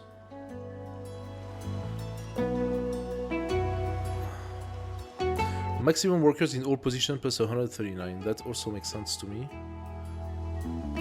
It's 5 and 6,000. The farmers, that's gonna bring me a lot more people a lot faster. But I don't have places for them. Wait, this one will give me some space. But we are slowed down by the growth. Let's go farmer. I think growth always comes first. 200 per turn. Also, what do we have that is stopped and that we don't need of? Nothing, yeah? Everything is growing right now. Yeah, everything is growing. So, we should have our next scout. Let's check trace. Trace. And we can find a new colony here. Cool. Alright. We got our next envoy, so we can finally get Larissa in the Alliance. We will gain a bonus of population limit of 10%. There we go. Now Pella is going down and Corinth is going down, but they are going down pretty slowly, so it should be fine for us to turn them after. Oh, I forgot to do that. For the next few turns, I'm just gonna boost the farmers, because I'm gonna grow my population exponentially. There we are. We have the maximum amount of farmers. We are growing 520 population per turn. We just got a bonus. A man of the greatest virtues was born in our city. Today he created a work of his life. Plus 40% growth of culture for 10 turns. Nice. Great philosopher. And again, I think that's been taken from Civilization, the great people work, huh? Great philosopher, etc. Efficiency of sage or efficiency of farmers?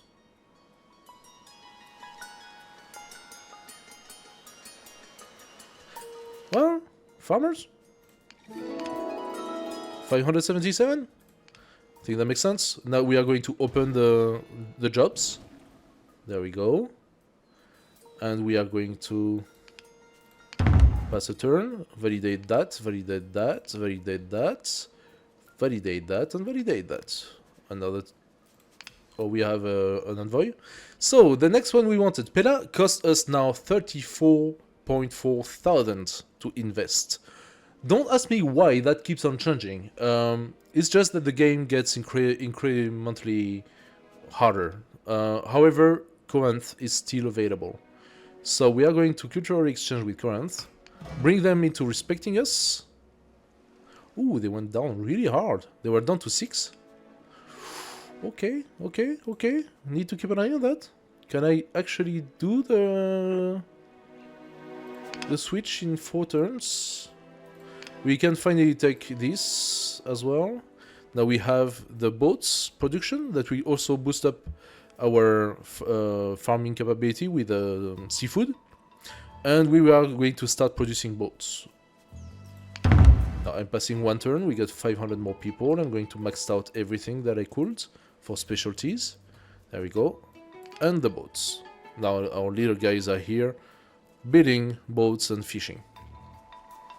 Now we have 572, so we don't by boosting up this, we actually didn't even lose our farming despite having boosted up our population. So for the next few turns, we are just going to pass turns and start boosting up our army, our population, and climbing up in society.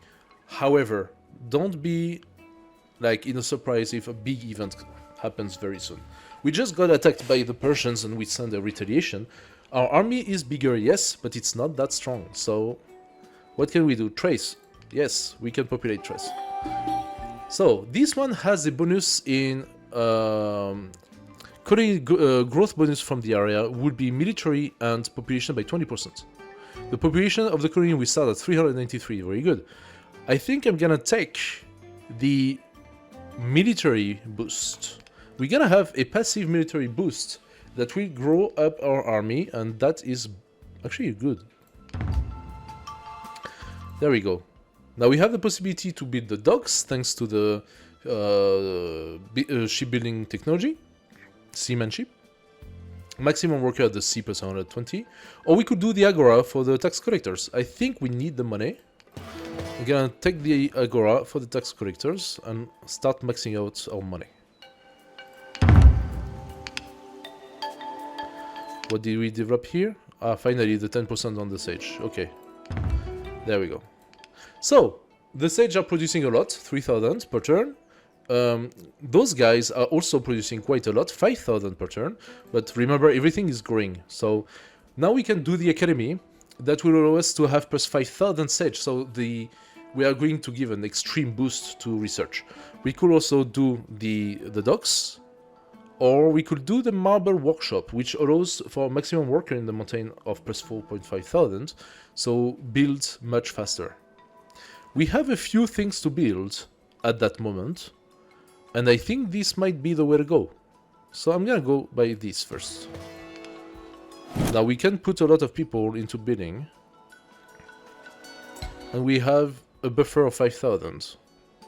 We also get our envoy, and I think Corinth is the next one to become our ally.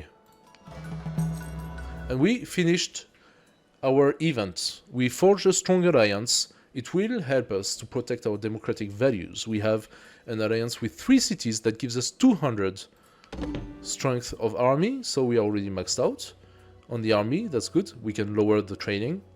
Markets are rapidly growing, and we need to set up the acquisition of production.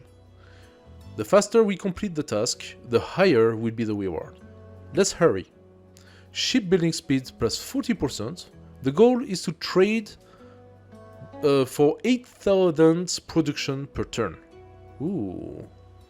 And the reward will be 200,000 production, 200,000 money. Pela is at 6.55, so in a few turns we are going to have to invest in Pela. And Pela costs a huge amount of money, so we will see how that goes. Now we are building our ship. That means that we could go into trading, but for this I can only do it once I have a trader. Now the trader, it's every 10 turns. It started now that I have the shipbuilding. We have 8 ship out of 8. We're gonna have to grow that. We're gonna have to grow our fleet, and then we can send trader to one of the cities and make an exchange. Basically, I could exchange my surplus of army production that serves no purpose toward normal production, and that's beneficial to me. And I can do a trade with any of those cities, and those that are actually allied to me. Then the trading is actually pretty good. Here, trading bonus. The cost of buying the military is 30% lower if I trade with Sparta. The trading is really good. So with currents, trading is 30% more profitable. Interesting. With Larissa, buying in this city is 20% more profitable. So if I decide to buy instead of selling, for example, the production, it will be better for me. In Pera, selling in that city is 30% more profitable. So I could do a sell here and a buy here. Corinth is just 30% overall. So Corinth is the first one because it's just 30% better. Okay. I am going to pass. Aha! There we are. And that's why I told you that having the army was not something you could just put aside. Rise of the Romans. Romans are strengthening their position at the west, viewing us as their future prey. They are clearly preparing an army to attack us. What should we do? The power of the Roman army is 17,000. So as a reminder, the power of the Persian army was 2,000.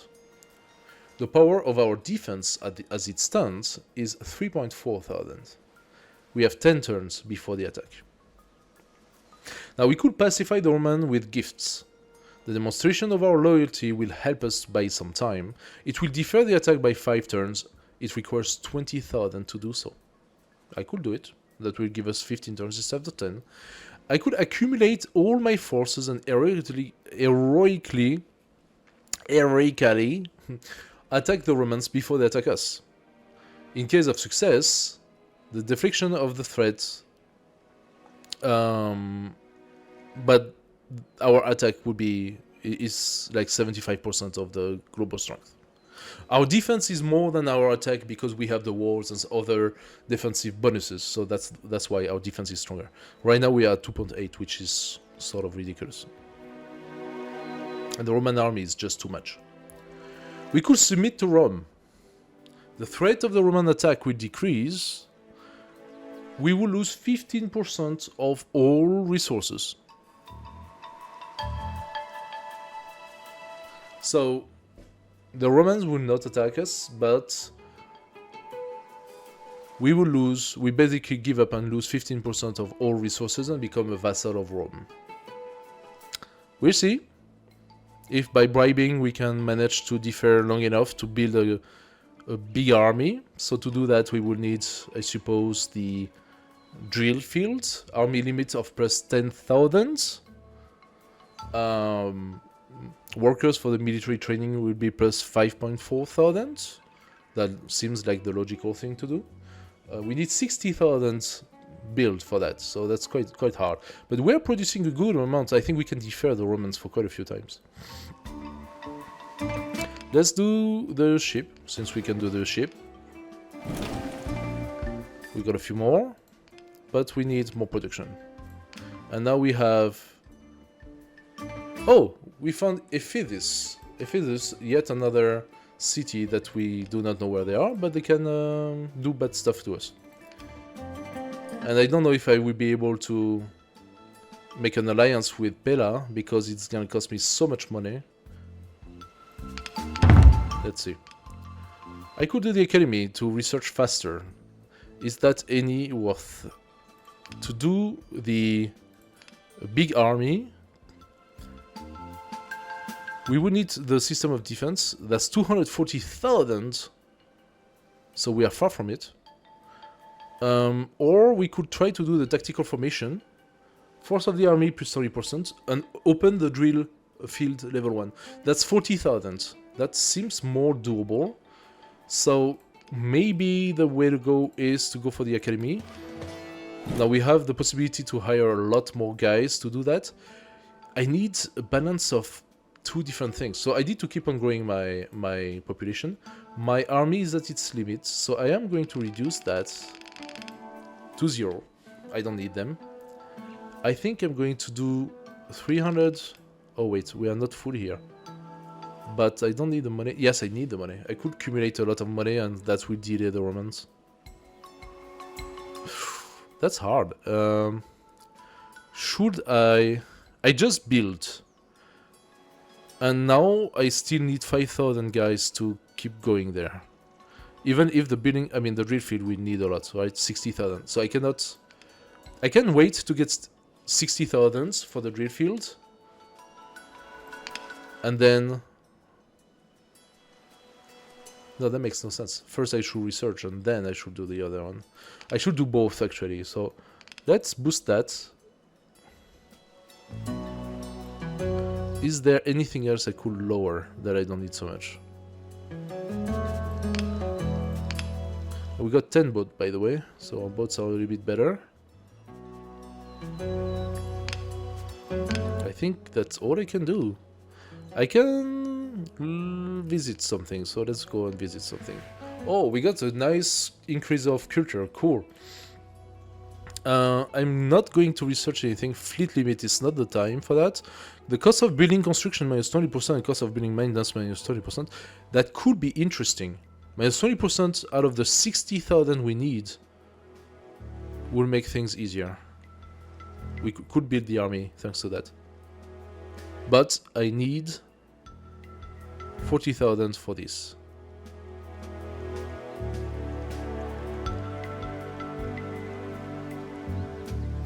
And to get 40, I need 5 turns. Okay, I think that works. So I'm gonna do that. I'm gonna do that first. I'm gonna pass. Army limit, I know, so I'm already down. Get faster for this. Faster. I need 40,000. We got a envoy. That will be for Pella. That will give me 23,000. There we go. Pella respects us again. It might go down below 8 within 4 turns. However, it did give us the nice boost needed to be that. So I'm gonna research that.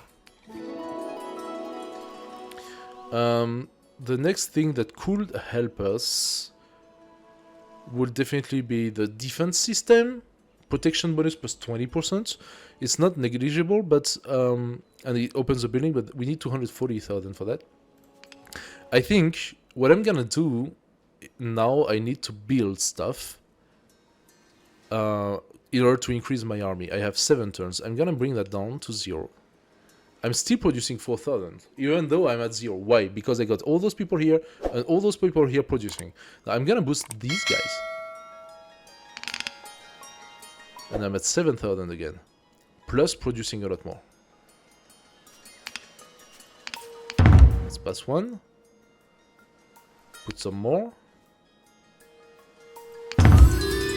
Good. An event. Positive, this one. Our police hasn't been attacked for a while. Peace brings its fruits. Population, trade, and culture are developing. But what is the most important for us now? We could have a growth of 30% for our population, which would be good. We still have 3,000 that we can grow into. We could have a growth of 30% of money, which would be good as well. 30% more science is not needed at this current time, and 30% in production would be pretty good, because this is what we are focusing on, but I think I already reached what I needed for this. I'm gonna go for the population, just so that I can max out population, because population will just build more of everything. Okay, we went from 300 to 500. Nice. Now we can build, there we go, the drill fields. And now we have 5,000 that we can put into building for the army. Do we need to build something else? We can boost up our population by putting 96,000 production into this. The maintenance cost is enormous. But we could afford it and keep on growing our population to a much higher level again. So are we gonna try to do that? I mean, I would maxed out, I would have an 11.4 thousand army. I don't even know if that's enough to beat the Romans, to be fair. They have 17,000. I need to ally all of Greece, but yeah, I don't know. We could do more farmers as well and bring the population even faster. I mean, that's gonna max out soon. In 6 turns, this is maxed out. We need to push to delay the Romans. So, do we want to build those just yet? I think, yeah, we are doing some tech with this. What we need right now is, of course, to build the army. So, what are we gonna do? What are we gonna do? This is tough. Maybe I delay fleet limit. I don't care about that at this moment. I mean, how much is it? 60,000? That's 48. That's 40. Trading profit could be a direct bonus. I'm gonna wait for the trading profit. I can make a trade. Interesting. Okay, I can make a trade. Sparta. The cost of buying the military is 30% lower. I could buy military from Sparta. Now that is interesting. If I purchase military,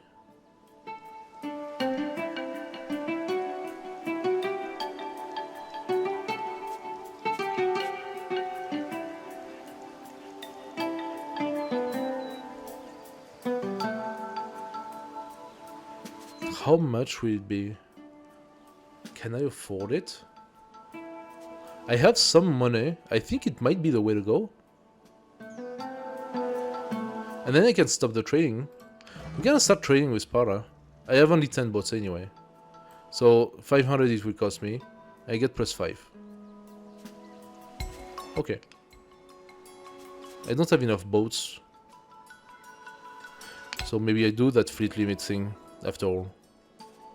I can go back here and I can say, okay, I don't have them yet. I need to build the fleet, but... Population plus 1,000. Cool. Okay, that's for free, I take it. We are going to put them here, and we are now at 300 per. We can build the lighthouse, another fleet limit plus 150. Funny, that's not at all what I was thinking of doing, but yeah, let's do those things. We have the lighthouse now, so our fleet limit is higher, and we can invest more heavily into military. I'm gonna put more here. We have 2 more turns before we need to do something. What could we do with that guy? We could go to Sparta and we could say, hey, give me 360 military. And the Sparta would just give us that. But I have a feeling that's a one-turn thing, so I don't really need that. I could gain a lot of research by making Pera a friend, but it costs 70,000 for them to turn. So much. Let's do the exchange. Oh, I got a free scout. Cool. Okay, that was not for nothing. So I got a free scout. I'm going to go and visit Lydia. It's empty. Okay. Trading profits, efficiency of shipbuilding. Shipbuilding is interesting right now. Trading profit is also interesting. I'm gonna take the trading profit. That should have gone up logically. Trading profit. Oh no, I did something stupid. Okay, whatever. I should gain more military thanks to that. Okay. So if I go back there, I need to stay with Sparta and keep on looking at this. And we're 6 out of 21, so we can always boost up our ship every time we build some. But that lowers our income. Now we're at 1.5. Our army is at 8,000. The power of the Roman army has climbed up from 15 or 17 to 22,000. So they are mocking us. They are mocking us. That's what they are doing. I'm gonna defer. The next defer will cost 50,000. Ouch. Ouch. I can boost up my economy a little bit more. Our relationship with scientifically advanced neighbors boosts our development. 40,000 research. Yes, please. I take it. Shipbuilding efficiency. Let's do that. And we can build... So maximum worker at sea. I could do that to have a lot more ship. To be fair, as of right now, it's not what I need. What I need right now is... I cannot do this. I don't have the tech for that, but I could... I'm almost maxed out in population. I think I have to build my population even more. I'm gonna lose a lot of gold doing that. I'm down to 6,000. But I'm going to boost that up to the max. And this as well. The idea being that I need to... This is very tough. This is very tough. I need to make sure that we produce as many people as possible and as fast as possible, but also to raise our army and keep positive when it comes to delaying the Romans. Okay. We can build a new city here. Oh, we already have a city here. We cannot here, no space for colony. And Lydia, we just found a city in Lydia. Interesting. So where can we build? Can we build in Lydia? No space for new colony. So which colony is giving us... So this one is giving us a bit of military. And this one is giving us a good chunk of gold. I need gold at this point. There we go. Additional population to the colony plus 1.1k. And our gold situation got actually much better. Nice. So we have 300 guys that we can allocate. So I'm gonna put them in military. For now. We have the possibility to check Ionia. And we found, I believe that was, what was the name? Ephesus. Ephesus, which is antipathic to us, and Sardis, which was the other colony, is indifferent. So I think what we should do is to make sure that Ephesus does not turn against us. That's not the right time for that.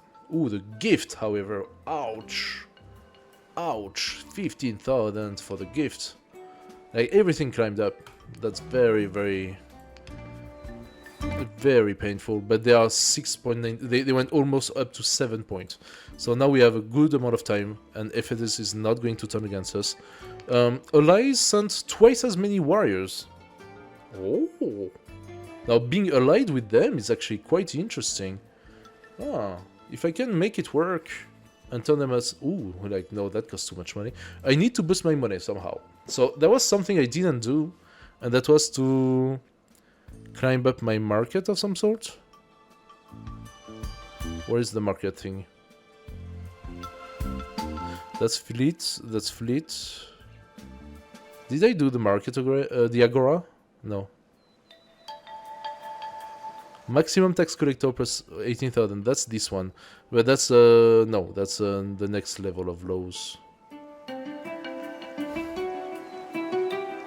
I think probably the war is gonna be something, but it's too much on maintenance. Okay, so let's just pass. We have 3 more turns. We have the 50,000 necessary to pay them.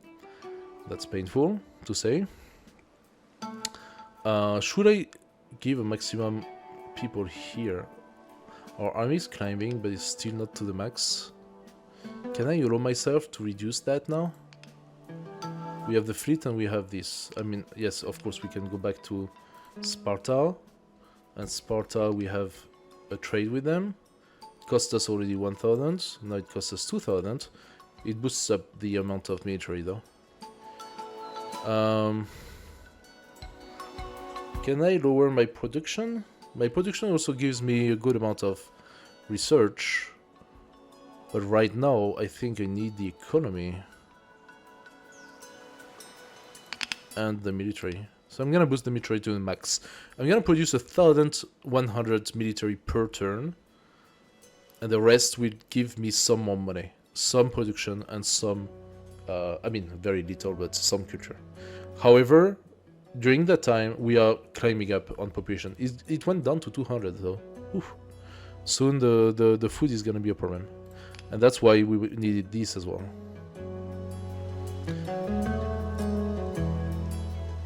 Farmers.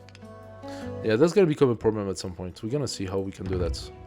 We have 2 more turns. We can wait. No, I'm not bidding that. Okay.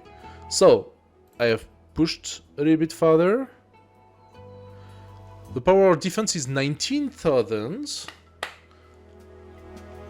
Not too shabby. The power of Roman army is 26,000. It went from 17 to 26,000. It's like if the game said, no, you cannot win. You cannot do it. We're gonna see if we're gonna do it. Okay, we need 100,000 for the next delay. But we're gonna see if we cannot pass this Roman army. Now, in case of success, deflection of attack, the power of our attack would be 16,000. So again, if we attack them first, and we don't benefit from the defense, we only have 16,000. So it's not great. Let's see if we can wait. What's the situation with the other cities? Pretty good. We got some more boats, so let's do it. Okay. Now I'm not gonna hide the fact that you are growing Rome. Do the same. Yeah, and they are growing a little bit fast for me. So yeah, Rome is growing as a unstoppable threat right now. Pella is ready to be an ally. Army limit would be plus 5,000. That would be great. But the problem is that Pella asked for 110,000 to be an ally. And I don't think I can afford to do that. I could boost up Ephesus, but I cannot turn them into allies. Not while I have the threat of Rome on top. I can try to sell stuff to gain more money. That maybe I can try to do. What could I sell? I don't have the boats though. I need to make the boats. I could sell some culture to Corinth. Oh, that's no. Wow, let's do it. That's not a lot. Let's try to do that. It's really not ideal. Now, I could send an envoy to someone. That does not cost so much. Who? That costs so much. What the hell? That costs too much. Too much money for the envoy. 25,000. Like, what the hell? 40,000. I would gain a lot of culture, but like, do I want that? There's no way. I'm gonna keep my envoy for now. That's really tough. That's really, really tough. This event. So we have 1,200 guys in the city producing a little bit of culture, a little bit of money, a little bit of stuff. The reason why I'm leaving them here is because I need the money. And I don't really have a good solution for the money thing. If it's not building more ships and doing more trade. But by the time they're done, I mean, all the people I put here, that could boost up our... Okay, that could be a thing. If I do that, that costs me... Oh, maintenance cost is 4,000! 4,000! And I don't have so much resource to sell, actually. That's almost impossible. 90,000. I could wait for next turn and boost the farmers. That's also 4,800. I'm gonna run out of gold, and that's gonna be my problem here. I need to build this army at a faster pace, and I'm just not gonna have the gold to be able to continue. If I go faster, if I put more farmers here, I can grow my population faster. But that's gonna cost so much gold. Like, I'm producing 450 with the people here. And that's gonna cost 4,800. Before I come back to the 4,800, like... There's no way. I mean, having a lot of population would be good, but... How can I turn that upside down? Selling stuff seems to be a good way to... I could...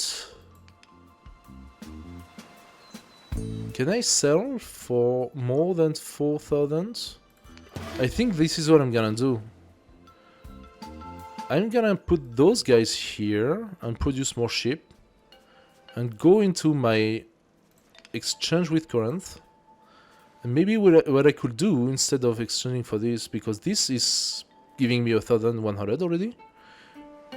I could lower my investment in Sparta, give me back my boats. That gives me 5,000. I mean, I do need the military, don't get me wrong, but right now it's too much. I have only 4 turns to reach 100,000. So if I go to Corinth and I say... I have a lot of culture, I got 39,000 culture, so even if I go negative, it's not bad. I can do that, and now I gain 11,000. That's still not enough to reach 100. I need to reach 100 in 3 turns.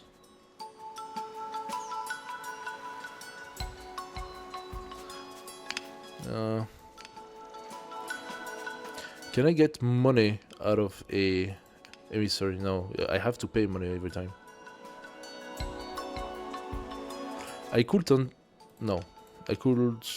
Everything is extremely expensive. What the hell? I can gain culture for a little bit of money. So... I don't know if the exchange would be beneficial to me. So that would be 5 turns, and 5 turns of that does not actually give me enough. Yes, it does. Would be a worthy investment, I suppose.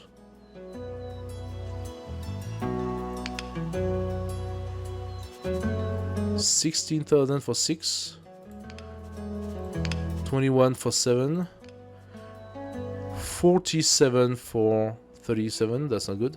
Oh, but that's because we also gain the bonus. Oh, this is so tough. Like, I just don't have the money. I don't have the money. I don't have the money. I can gain the culture, but I don't have the boats to make the trade, so that's not gonna work.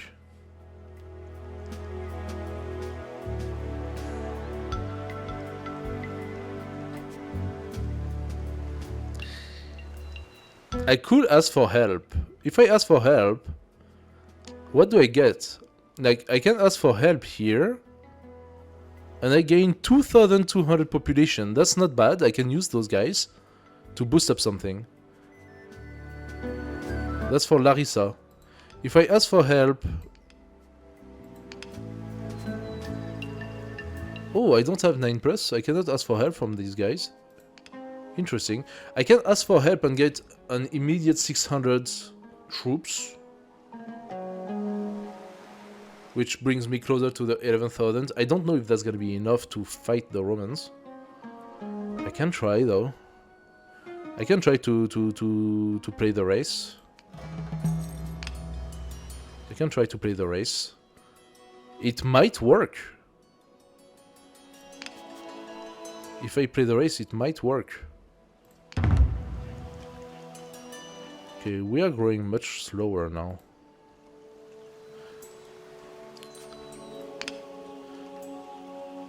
We passed them.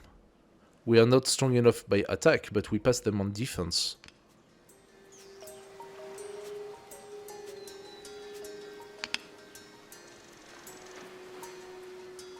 If we can keep it up for 3 turns, I think we got it. I think we got it, guys. I think we are going to be able to stop the Romans.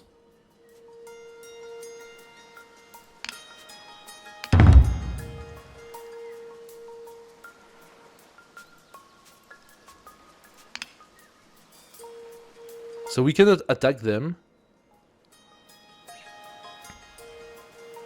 We are just below. Again, just below. I can wait for 1 turn. Unless Sparta resource limit. Oh. True. But how much difference is this? 28.7 instead of 29.9. If I gain the 300...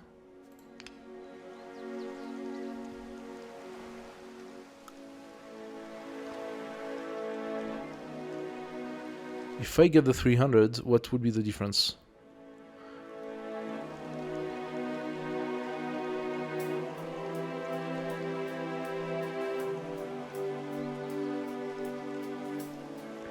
I cannot see... Why is the... Why... Okay, we have 11,100. And with all the bonuses, we end up being at 28.7 thousand army.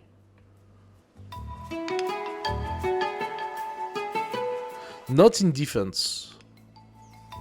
So... Force of the army plus 30%. Force of the army plus 20%. 50%.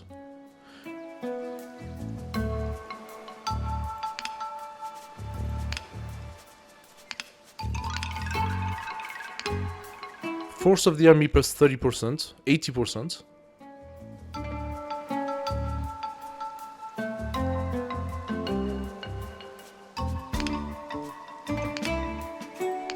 What am I missing here?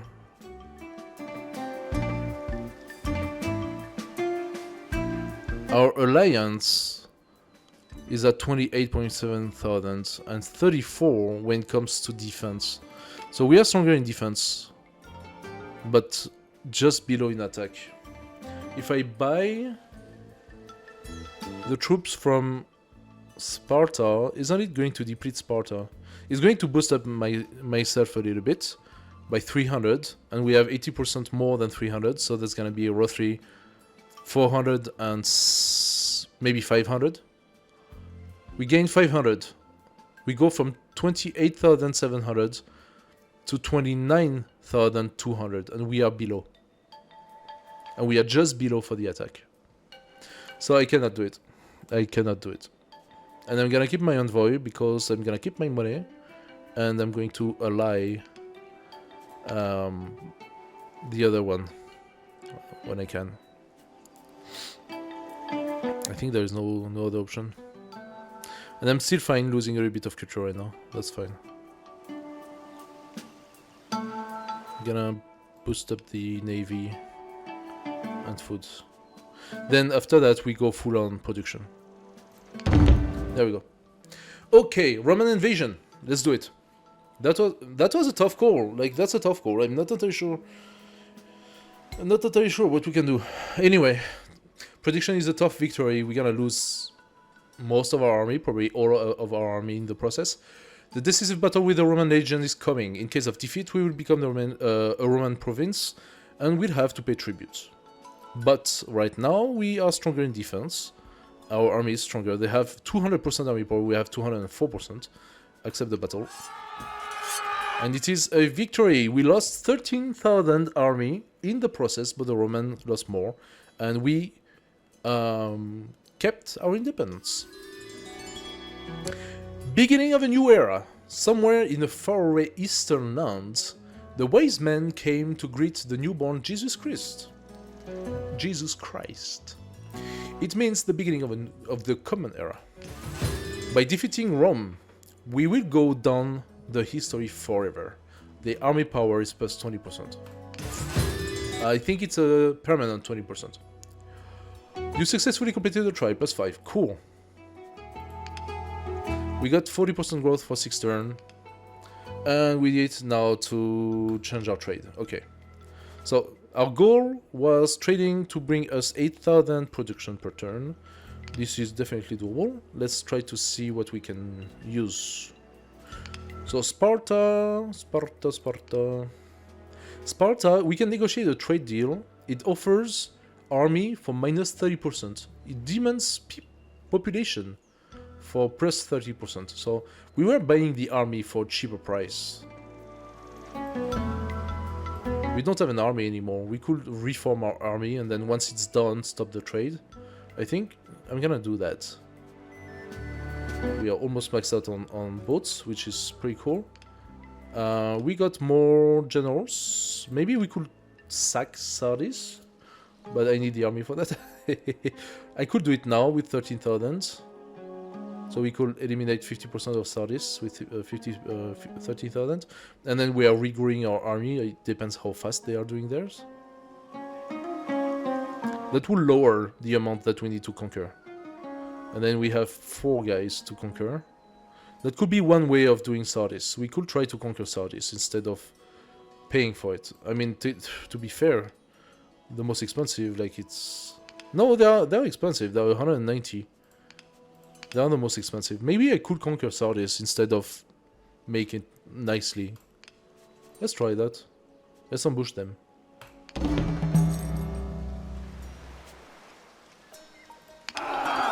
Glorious victory. We only lost 7,000. They lost 22,000. So Sardis is now in hatred, full hatred. They are in war with us.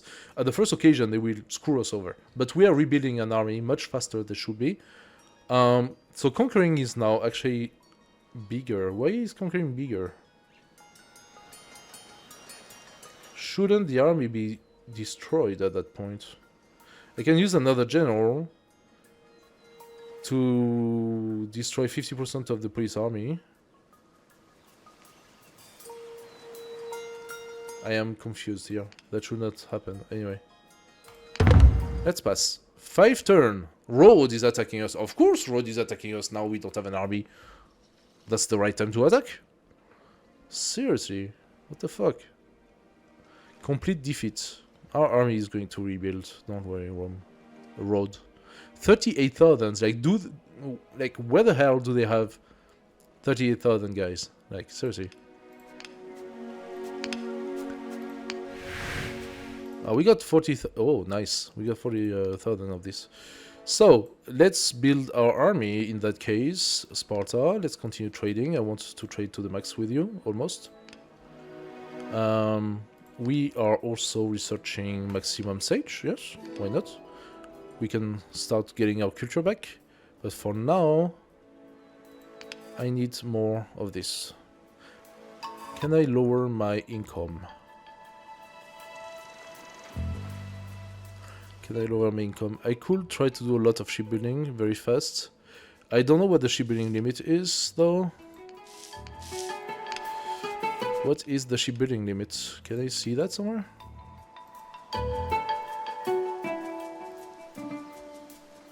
It would be nice if the game could tell me how many ships I can have in total.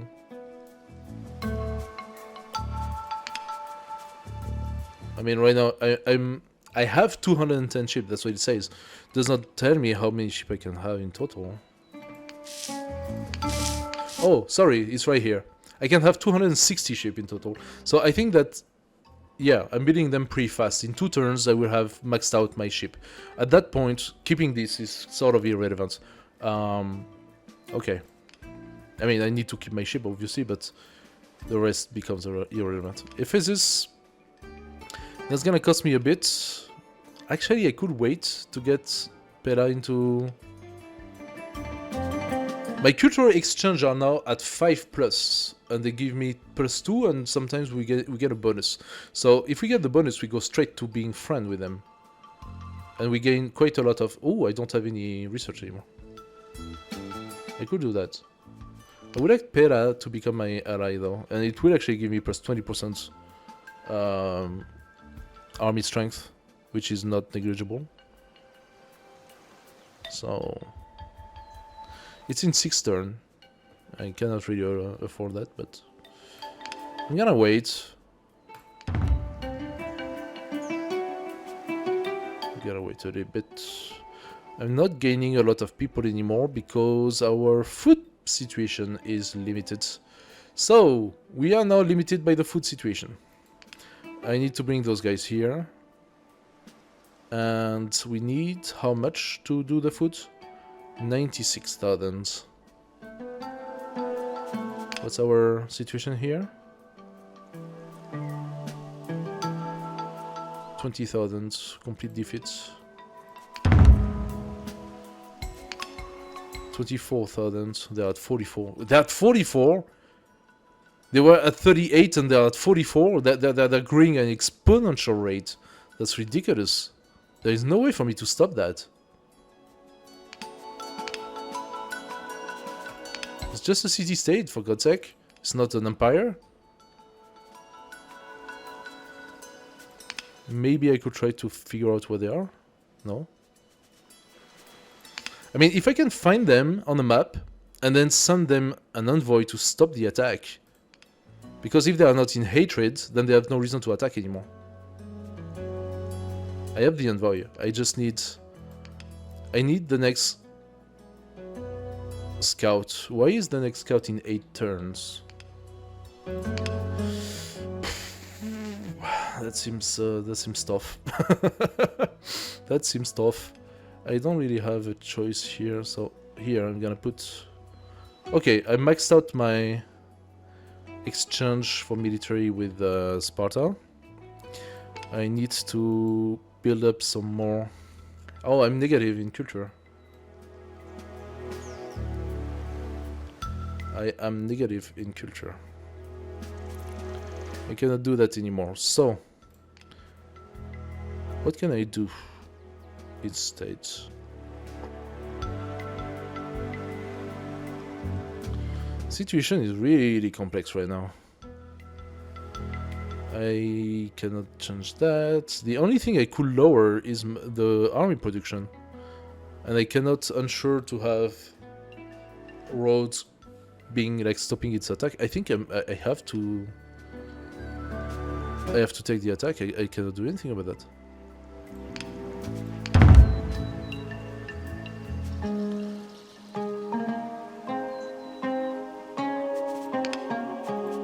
Sparta, can you give me more troops?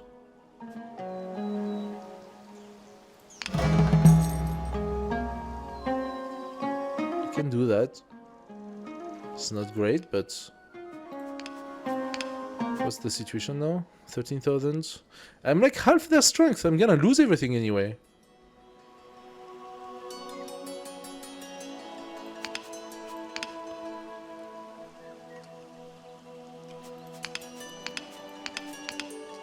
Who's been giving me a scout? I think it was a random encounter for the scout, but... I could do a culture exchange with Ephesus. Get some culture back.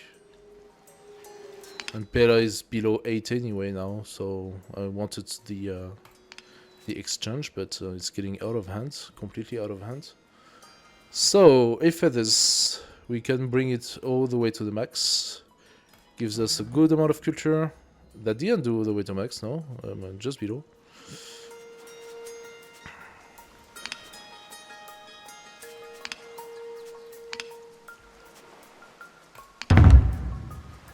I mean, I got 9. Yeah, no, I'm still completely... What I could do is evade the battle and retreat. Your army and the army of your enemy will stay intact. I'm gonna evade. I'm gonna lose I'm gonna lose 6,500 people. That's what's gonna happen. There we go. I lost everybody. So now everything is gone down. I kept my army. I'm stopping the production of the army. All of my productions are down. And I don't think that I need to keep on growing my army at this point. So I'm going to bring that down to 1 ship. Current, I cannot sell so much. So I'm gonna keep 1 ship.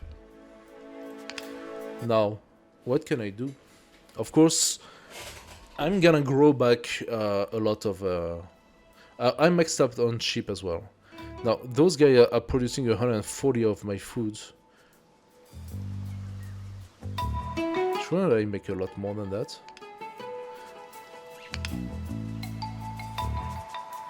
I could exchange production for food.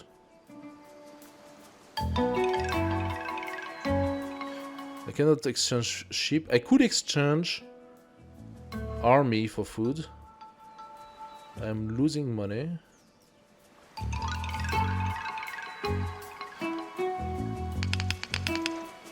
Why am I losing money?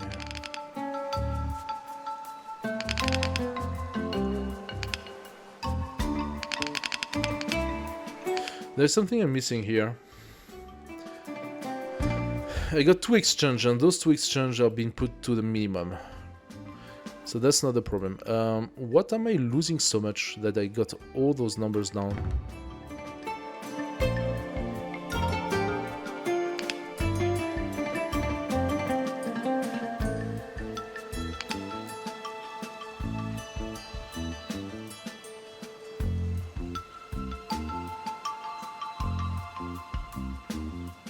The maintenance cost of this water canal is 4.8 thousand, so I need to somehow gain so much.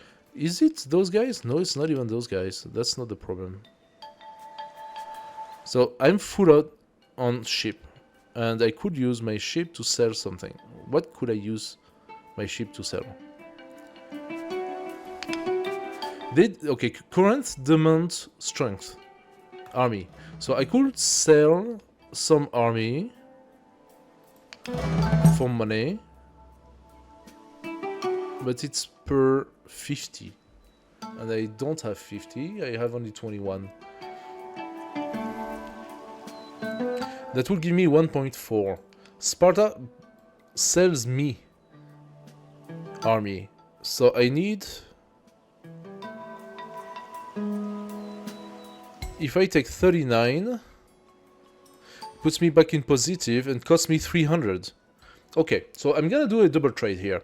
I'm gonna go and I'm gonna sell to Corinth 300 army, and Sparta is gonna sell me 300 army. I'm going to pay 2,400 for that, and I'm gonna gain 8,300 for that. I can continue to do the same. So I'm gonna go now to 500 army, and Sparta 500. There we go. I can continue. 700. 700. I still have a few sheep. I can do a little bit better than that. Let's go 800. Let's see if I can continue with this. Yes, I can. Okay. So at this point, it costs me 6.3 thousand, and I gain 22,000. So that's a very, very valid source of income.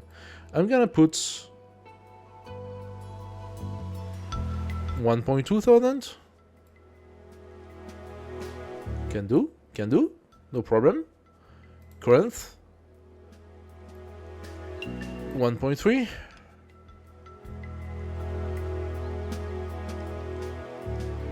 Yes, can do. I can even do a little bit more. There we go. Now this gives me 36,000 and costs me 10,000, so I do a benefits of 26,000, which is right here, per turn, doing the trade. Valid. I'm actually going to buy a little bit more from Sparta, so I also have a positive. Okay, cool. So I used all my ship and I managed to do a double trade that was actually very beneficial to me. Sparta is selling troops for minus 30% and Corinth is actually buying them for plus 30%, meaning that at the end I managed to do a plus 60% bonus. And in Corinth we also have the bonus that trading is 30% more profitable. So overall we managed to get like a very nice boost of our economy, plus 26,000. Good. Okay, I managed to resolve that problem. That was one thing that needs to be done. Whew! So we have a settler, and we cannot use any of those places. I mean, we can boost one of our existing settlements. Caria, can we? Oh, we can find a new colony in Caria! Now that economy is economic. Okay, economic. Definitely, I think at this point in time, we're gonna need either money or production. I am going to regrow my population, so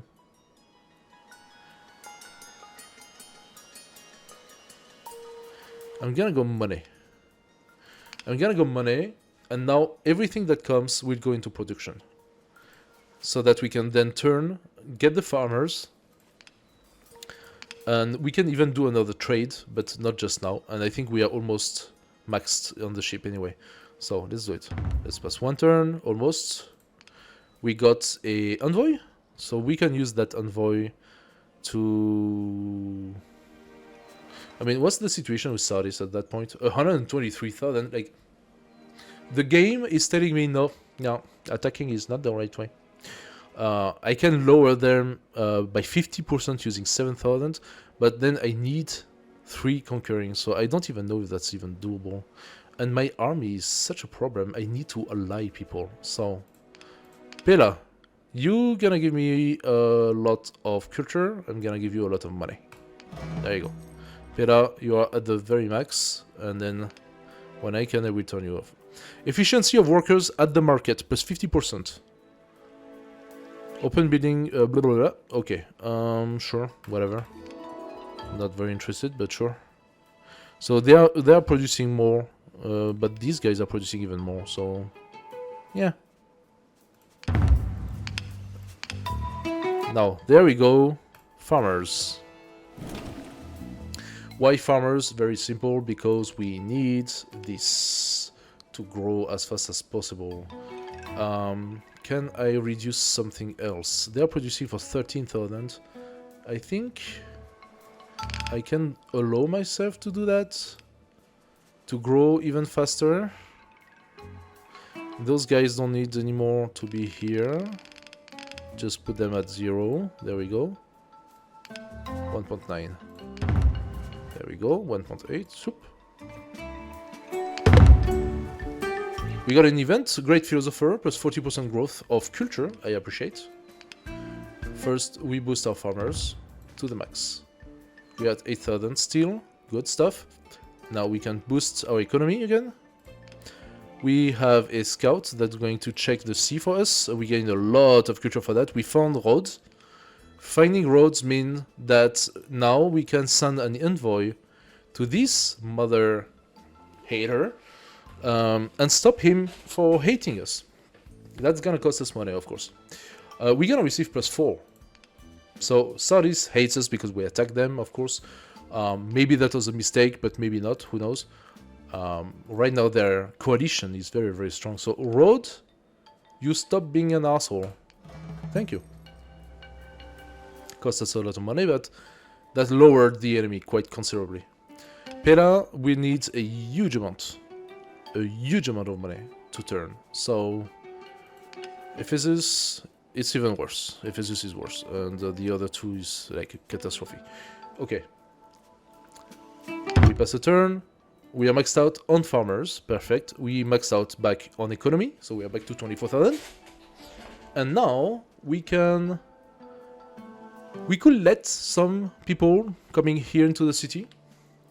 But I think it is time for us to boost up our other things. So we are still far from... Like, trading profit plus 5% income in the police plus 5%. For example, that would just give me some money. Attack bonus plus 50%. Siege engine. I suppose that could help. Efficiency of the miners plus 15%. So we need the culture to climb. For this, I'm going to put back some of my guys into making the research. There we go. So the Sage are back at work, and they're producing 63,000 culture. And we want the production. I mean, our army is almost maxed out, so and it is climbing by itself due to my city-states and colonies. Trading profit, I take it. Thank you. So we have a little bit more. We can do another trade. What sort of trade could we do? Corinth, are you maxed out? You are not maxed out, Corinth. I can sell you 50 more. Yeah, 50 more. I have the income, I can do it. Sparta, I don't need to buy more, so at the moment it's gonna be fine. I could go to Larissa. Larissa, buying in the city is 20% more profitable. Pella, selling in the city is 20% more profitable. Now, an interesting thing, if I trade with Pella, my trade improve the prices. Like I can invest a trader, and I will have one in one turn, to improve the prices by 10% and my relationship with them by 0.5, which keep them above 8. So, I can bribe the local government and make the police our colony. Wait a second. Oh, this is how Pella wants to be done. I can make them my colony for 50k. That was the way to go. Okay, Pella was a trade colony. Of course, they wanted to be corrupted. I'm buying them. There you go. For one trader and 50,000, Pella is now our colony. And it's not even an ally. That's an ally. This one is ours.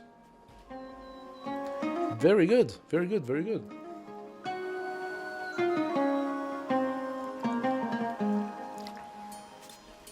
Is it the same for Ephesus? No. Ephesus will require 1 million to be bought. So forget about that. Rhodes, 400,000. Sardis, 1 million. So forget about that. Now that can be discounted if you trade with them. The longer you trade, the bigger the discount. And I think the max discount is like 60%. So the one that costs 1 million goes down to 400,000. And 400,000 can be reached at some point. Rhodes is already in Antiquity. Yeah, of course they are. And Sardis is just plain hating us. So, okay, we boost up our alliance. That's pretty good. If I wanted to attack Sardis, would cost us quite a pretty penny. But already, they lowered their fighting capacity because Rhodes is now not in hatred with us. So if I could boost Rhodes' friendship, I suppose if this would not lower as well. Because then the enemy would go down. I could also just steal them. I could steal 4,700. They did, I mean, Rhodes did that to us, right? They stole us. 6,500 people. I could attack 50% of the army. That's gonna cost us quite a lot. That would give me a good amount of population. Two turn worth of population. But I will lose a lot of my army doing that. Do I want to do that? Sardis? I mean, we're at war. That's not gonna make things better when it comes to conquering, but... what the hell? Why not? Let's do it. Let's do it. Let's be crazy. Okay, the army... the coalition is stronger, so let's do it. There we go. Ah, we got some gold even. So we lost quite a bit of our army, but that gave us a boost in population. They still hate our guts, no problem. I could do it again and get 5,000. Ooh, you know what? That's actually quite interesting. That's actually quite interesting. I got even money for that. I'm gonna do it again. I'm gonna raid them. And we got even more money. Good. Good. Sardis. You are feeding us. You're feeding us, Sardis.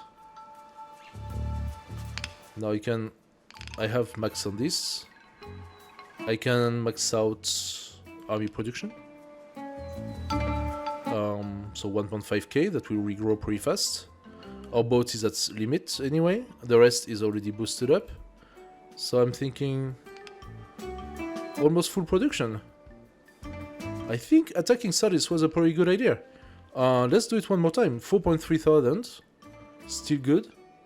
Don't have a lot of people, but you know what? It's my allies that are doing most of the work, and I'm benefiting from it, so I'm not going to complain. There we go. We are maxed out. Our population climbed quite significantly. Maximum worker at the sea is not necessary. Maximum farmer, that will become necessary when that goes down to 0. Maximum tax collector could be useful also to boost things up. It costs 12,000, but they are going to produce a lot after that. We have the technology, so there we go. We got a negotiator. Let's work on road and make sure that they are staying away from us. Now, I could trade with somebody and sell something. What should I do? I can sell... I mean, I'm making a lot of troops right now. They demand... Ooh, they have a very nice demand of culture. And Pela also. And they actually sell... No, those guys, buying in the city is 20% more profitable. Selling in the city is 20% more... So, selling them Pela culture should be really good. What about road? They ask for military. Interesting. I could sell them military and improve my relationship with them progressively. Ephesus, they want building, but I need the building right now. Roads. I think roads, I'm gonna work on you. I'm gonna sell you.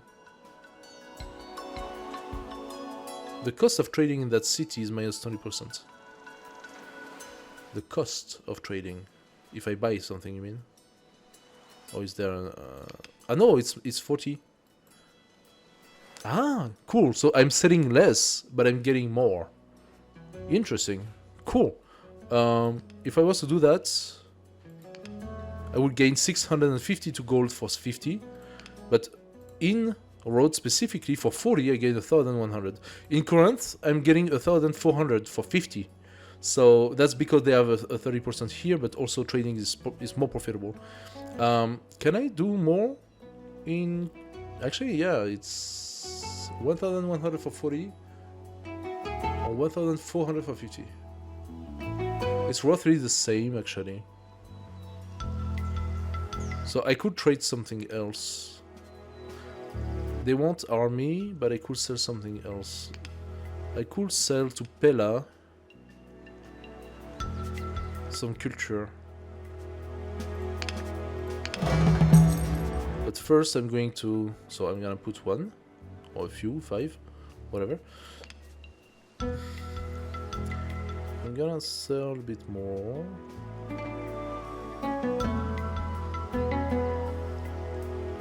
There we go. And that's giving us some very good income now.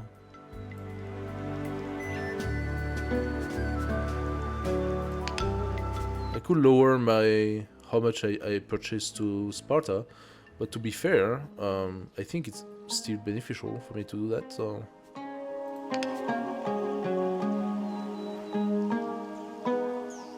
If I sell everything, I'm lowering my... I'm gonna wait a little bit. For the moment, I'm going to still produce 1,000 military per turn. Once I start maxing out, I will sell everything. Pela, in the meantime, I'm going to sell you culture. Just a little bit.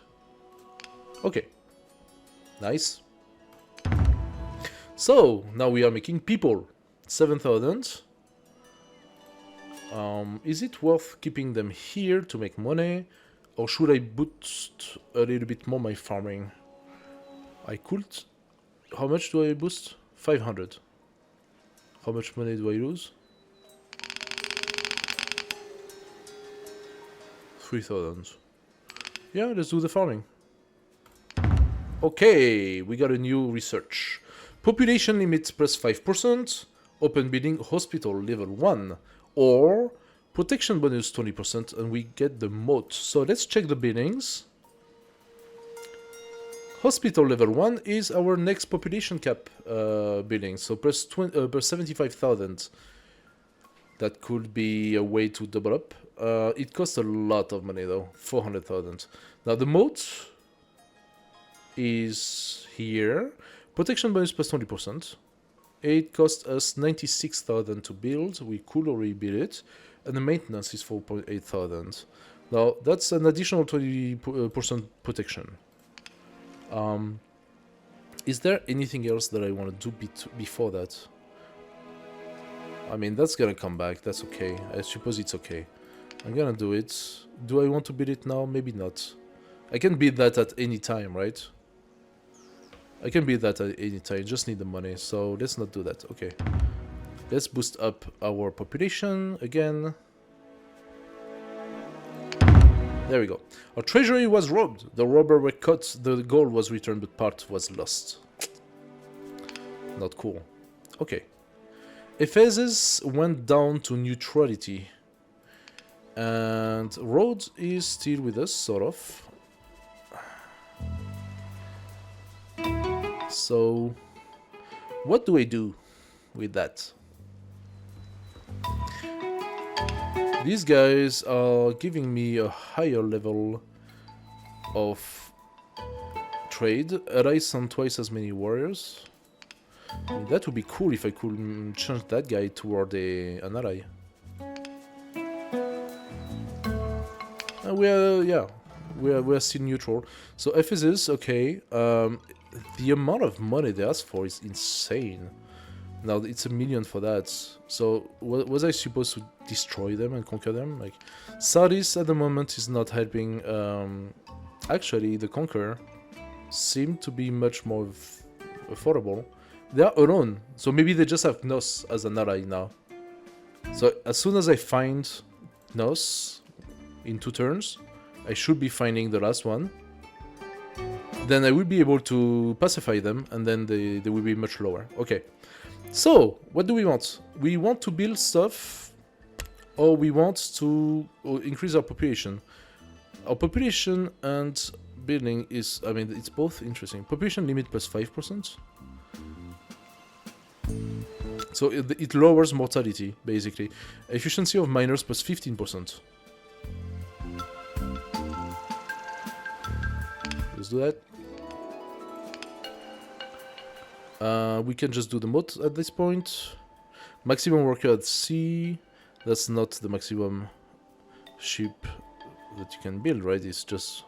I need the harbor to augment my... So I need the cartography for that. So at the moment I'm just gonna wait. I'm gonna do the farmer because I need a stronger farming boost. Let's do that. And I can do it. Nice. And we boost the farmers again. We want more people to come. We can finally explore Crete. Here is Knossos, the famous asshole who attacks us for no reason. And I believe that we cannot create any more colonies. Everything is either red or green. If we could, it would be probably blue. So I think this is it for the colonies. So we can send our settlers to boost up the current colonies. There, plus 2,000. Thank you. Now with this guy, we can send an attack on Sardis. We can actually conquer Sardis for once. Let's send the army and conquer Sardis. Here we go. We got 1 out of 3. Our alliance is so strong at this point that conquering Sardis is gonna be easy. And we keep on rebuilding the army, so no problem. There, maxed out on farmers. I just passed 3 turns just to do that. Everything is maxed out. We are producing 7.9 thousand. We almost maxed out on our population, so we are going to increase the population limit and give us the opportunity to create the hospital. Now that of course is going to have a huge maintenance cost, so we will need to have the tax collector done soon after that. We need 400,000 for that. Oh my god, wow. We're gonna wait for the moats. We can send a negotiator to Ephesus.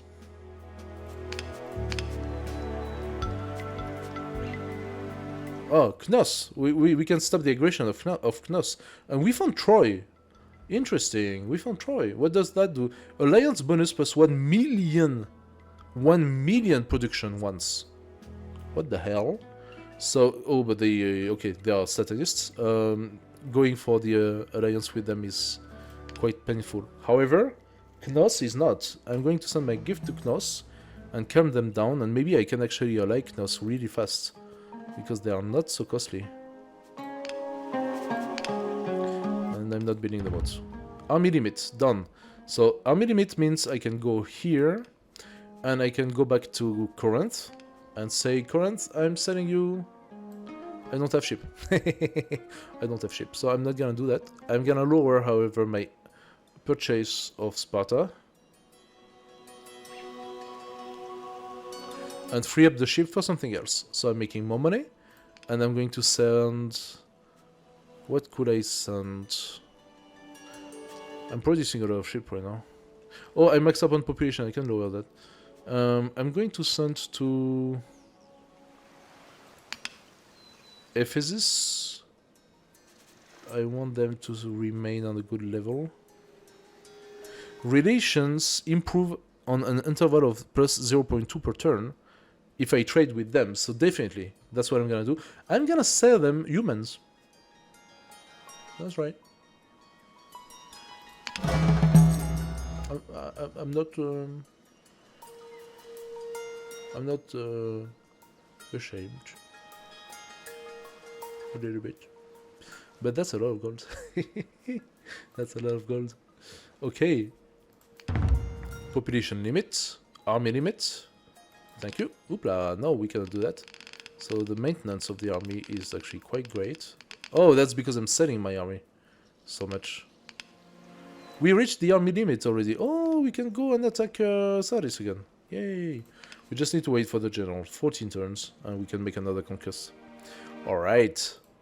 However, I have a feeling we need to do a trading that brings us 8,000 production. Okay. Okay. So, Sparta, my trading with you is now bogus. Or is it? I need to lower my sales to Corinth a little bit. There we go. Sparta, I'm gonna cancel my trade. I'm going to purchase. Is there a place that can purchase for not... Oh, Corinth is offering production. Troy is offering production. And Rhodes is offering production. I'm going to buy at Rhodes, so that way I'm going to have a trade already in place, and maybe I can do the improvement. Okay, I'm gonna purchase production, and as we said, we needed 8,000, so there we go. Just validated. Thank you very much. Plus 20,000 production, 20,000 gold. That is done. Do I want to keep doing that? I don't know if I do. I think I don't. But I'm going to purchase one. Why? Because then we actually have the trade in place with them. And if we have the trade in place with them, it will, in time, improve our relationship. So we can go back to Corinth and Sparta. No, I cannot go back to Sparta, I don't have the trader, but I can sell more to Pella. Or I can sell more people as well, make more money.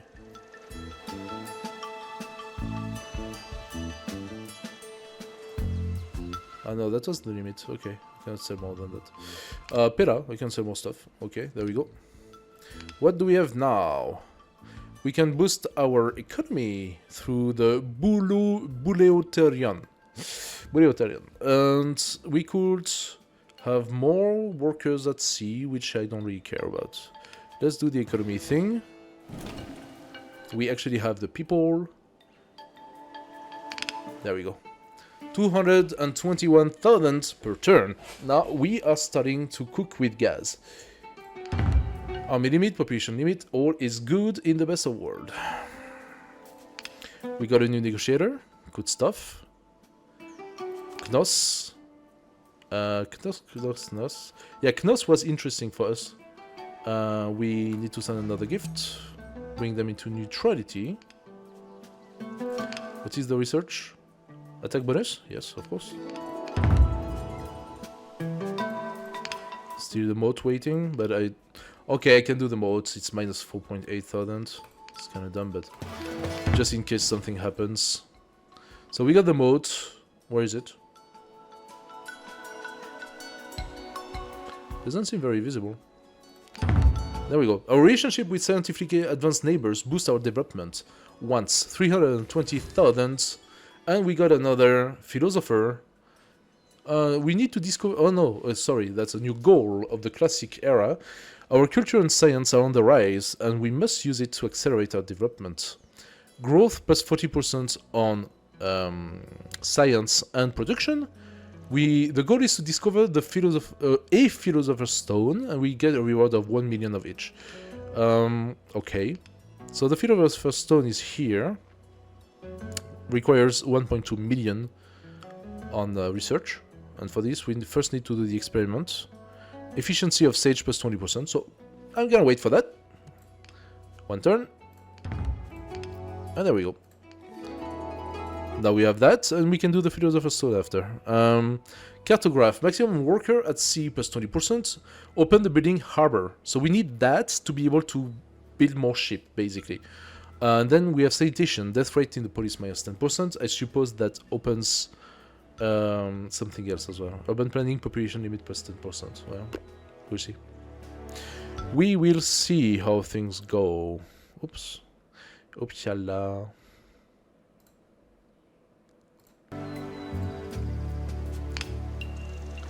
Okay, so what can we build now? The dry docks. The maintenance cost is enormous, we don't need that. We don't need the population anyway, so... Let's go for the negotiator. Oh, Troy is not looking very good. They don't like us. Oh, and we got a new one, Miletus. Miletus, a trading city. Okay, they request a monstrous amount for the Alliance. I think Nos is still the one to go. Troy is going negative on us, which is not great, but I think our strength will definitely deter them, so... There we go! Next event, the Scythian invasion. 3 tribes at the north are fighting for the right to conquer our lands. The winner will attack us, but we can cheat and weaken them with our diplomacy skills. We have the Ostrogoth, the Sarmatian and the Dacian, each at millions of strength, and we can bribe them in order to fight each other.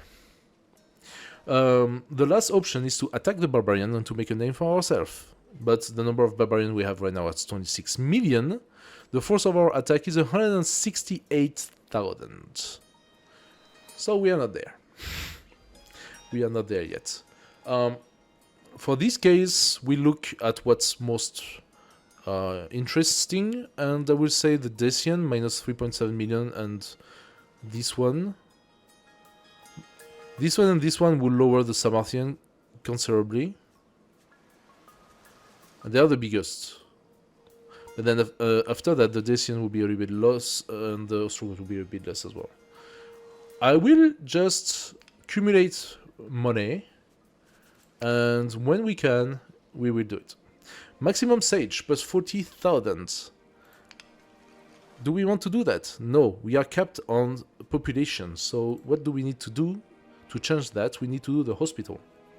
To boost our population, we need 400,000. Next turn. Oh, Year of Peace. So we don't need the growth, obviously. I think we need the money. We're gonna boost our money and make as much as we can. So, this one will get a cost of maintenance of 20,000. That's not very cool, but we can build more population, so that's the way to go. And then armory limit of plus 90,000. That's also pretty good. Now, what is our situation in terms of trade and stuff? We have 26 boats. Corinth, we can sell you 3 more. And Pela, which is buying us a little bit of our culture. Oh, roads, we don't care. We are doing this. Ephesus, we are selling what? We are selling people to Ephesus, and quite a lot actually. And now we need the money back. Ooh, but that's a lot. That's like 100,000.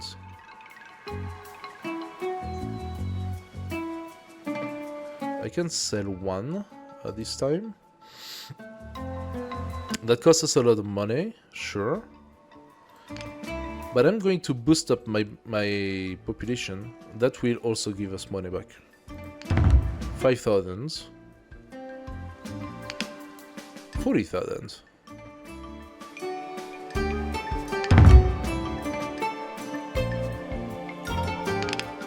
I can boost up my army and sell the excess to Corinth. There we go. And we got a trader, very good. We can go to Rhodes, which is at 3.8 at this point. I can buy Rhodes. Can I buy Troy? No. I can buy Rhodes. Okay, let's do it. Worth it. We change an antipathic city to our colony. Yes, please. I'm gonna do that. I am going to do that. Incredible. I don't need the trade with Rhodes anymore.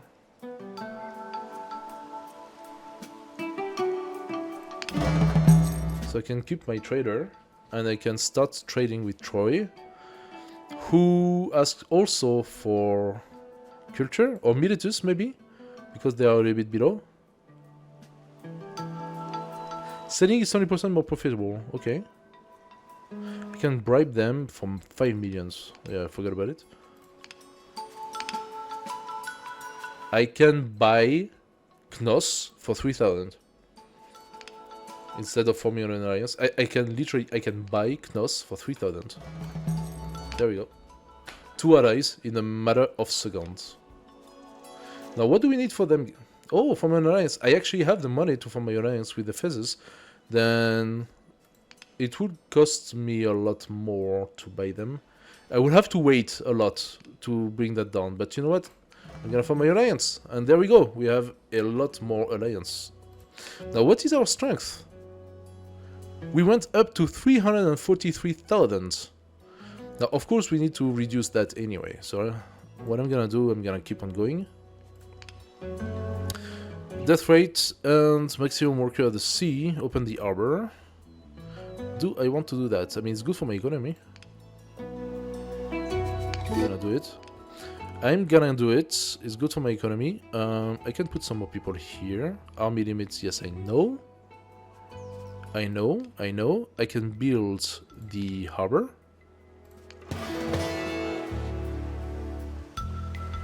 And this one after even.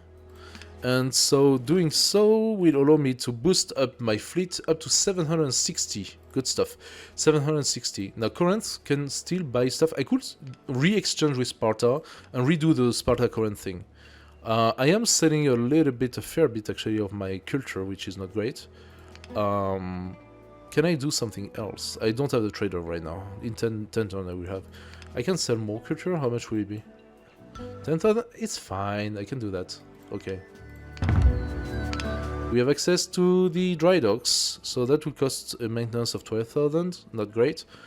But we could build our ship much faster. Our ship are being built really fast right now. I don't need that. I mean, I could build it for the excess food. But let's be fair, between the 500 food here and the 10,000 here, I don't need it. Now we have a scout that basically cannot do anything anymore, because we scouted everything. But we can improve on our city, so 2.5 thousand, 2.8. And that is more troops.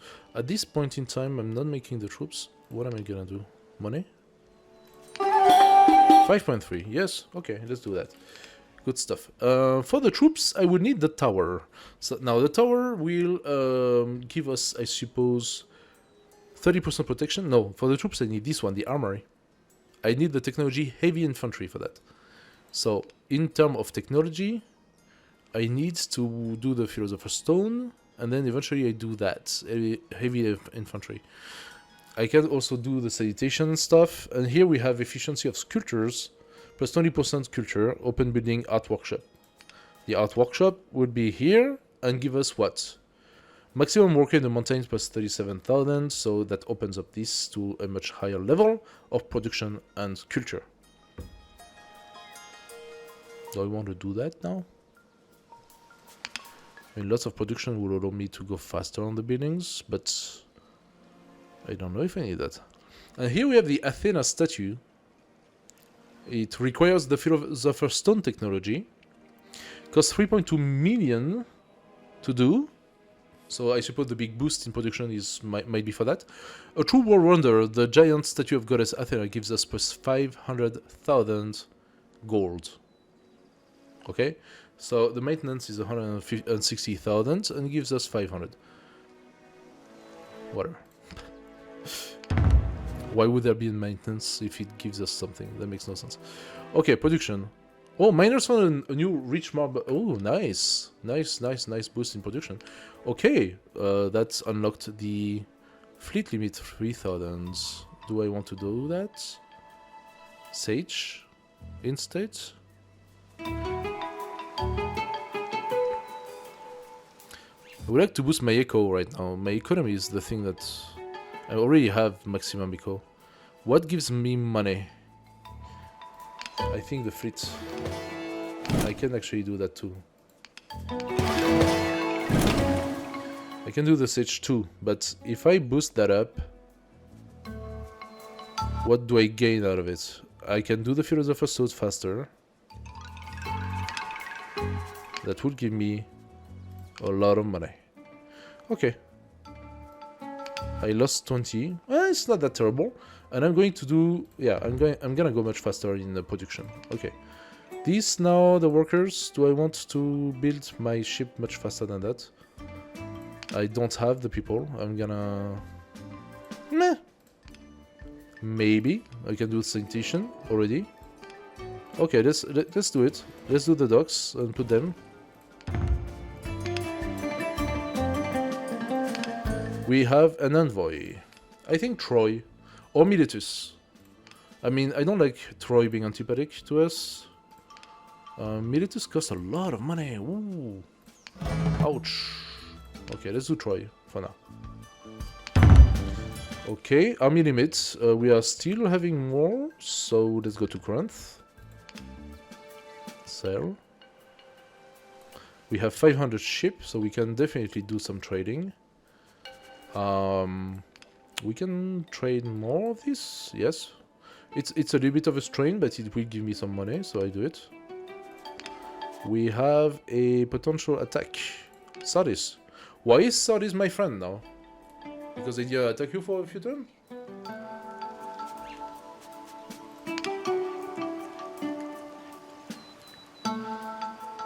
Like, seriously.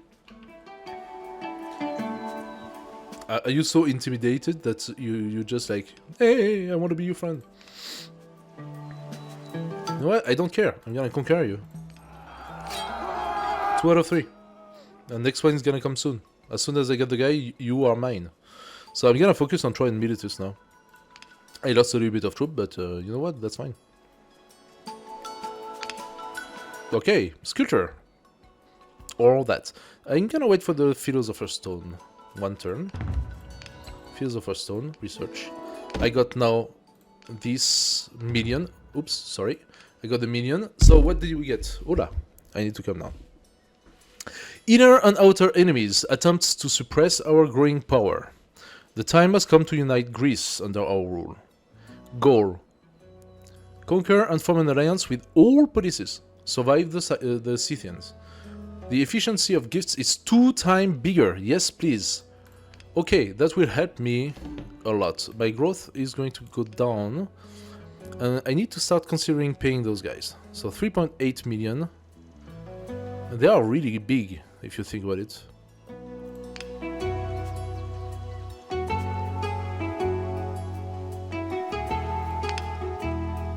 I'm always paying the maximum to see how much we can bring down.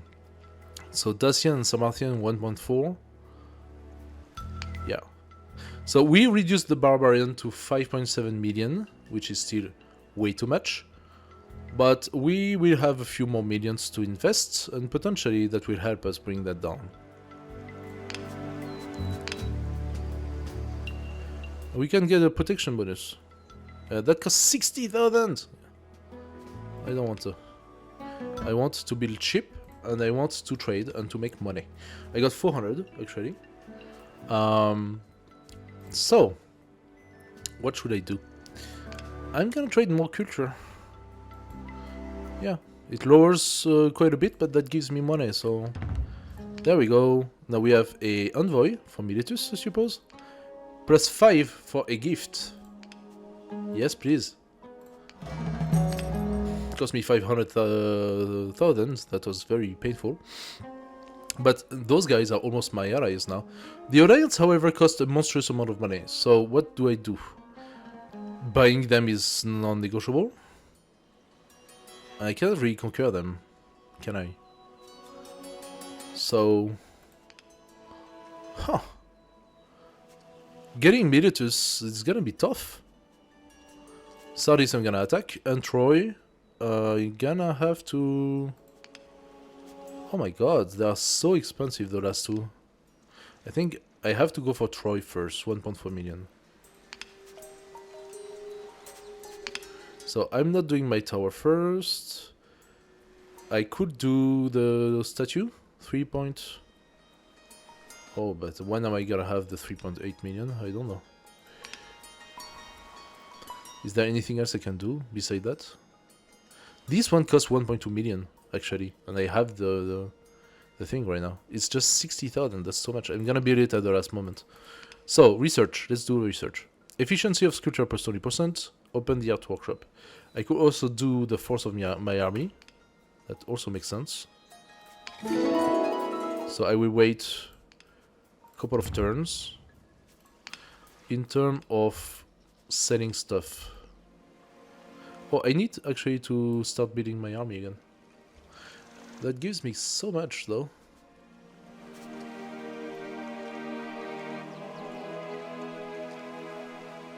Can I euro myself? 2,000? Okay, 2,000 in 2 turns, that will be done. Christianity! A new religion emerged, known as Christianity. The population demonstrates a shy interest, and it grows. 9.99% of the population was already converted into a new religion. You cannot avoid that. Christianity will take over. So, what problem is, it will lower our growth on a lot of things. Because people are disturbed, so they are not doing their job. I need to deal with what's happening right now. So I could demonstrate interest and accelerate the spreading to get rid of this, but it's not the right time for me to do that. I'm under attack. So I could make Christianity a new religion. It might cause resentment on the adepts of the old religion. Chance of rebellion 90%. Growth of all the resources 90% minus 90% for 22. So that would put me into a huge disadvantage. The only solution to deal with this is basically to accept a slow decrease. So accelerating the spreading allows the spread to go faster and not to be into these 20 turns. I think it goes down to 10 turns. And in 10 turns, we go from 10%, 20%, 30%, 40% minus until it finally changes and then things stabilize. However, right now things are not very good. I could also slow down the progress. That just gives me some time. I'm gonna ban it now. 20 turns left until the automatic change of region anyway, right? So I just banned it. I think that's just gonna slow things down. At some point I will have to do the change. I could hunt the Christians, We need to ban Christianity. The number of dissenter is 15,000. I will lose 15.7 thousand people. Subject to Christians, exile all dissenter from the police. What happens if I do that? Do I stop the thing? Do I sacrifice 15,000 people? Let's try it. Okay, so this stopped. This stopped. I lost population, but I will regain it in 2 turns.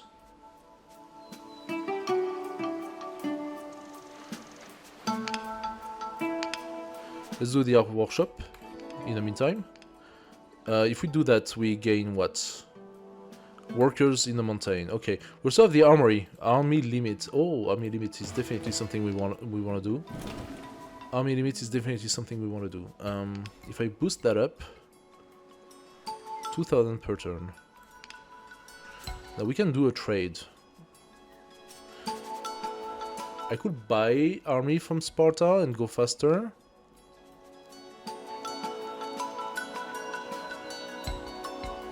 Because I could build up my army at a pretty high level.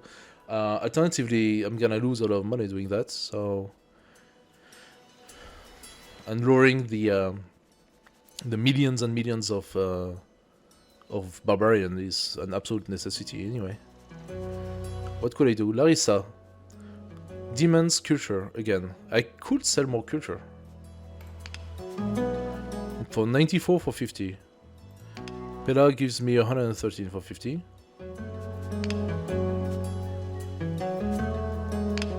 $94. 113. So Militus will do a better trade.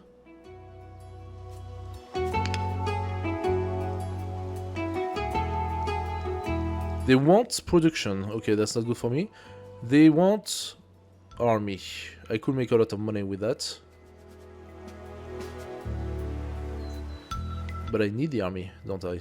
Can I grow my army to a satisfactory level before things turn too bad? I don't know.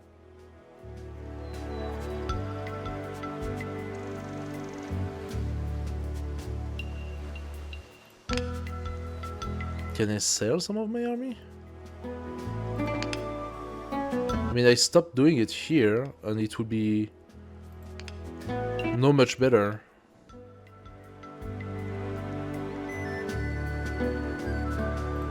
I really don't know. So right now, our strength is 500,000. I can pay another... Oh, now it's 1.2 million. Okay, there is that too. There is that too.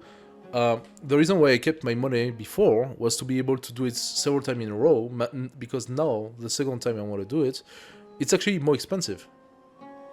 If I had waited even longer, I would have been able to do it all at once. So that will lower 1.9 million of them. And then I need to keep on doing that until I reach a satisfactory level. So I'm gonna have to wait. There we go. I have a lot of boats I should use to make trade. I'm stupid. Pera. Send as much culture as I can to Pera. Miletus. You want people, but I need people. Actually, I need people, I need to produce more army.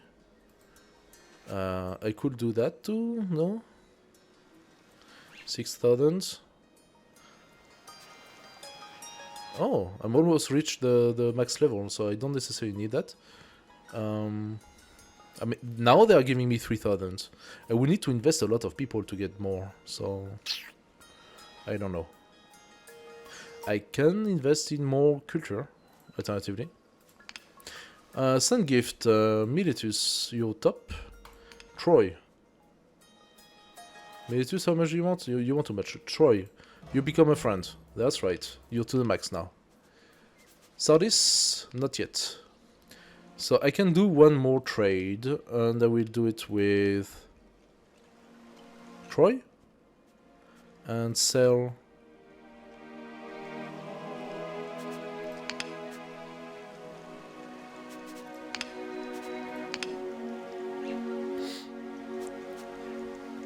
Yeah, I'm gonna do it with Trod. Yeah, I'm gonna do that. I'm gonna do it with Troy and sell some research. That's a lot of research sold, but that's also a lot of money gained. Now I'm at 2 million. 2.4, so I can already do 2. Oh, it raised. The cost raised. Shit. The more I wait, and the more the cost raise. Population limit plus 10%. Cost of technologies minus 10%. Okay, cool. I think I have all the technologies of this era. Okay, cool. I have all the technologies of this era.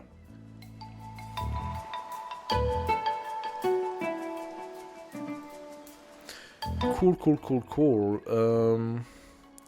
What is my level?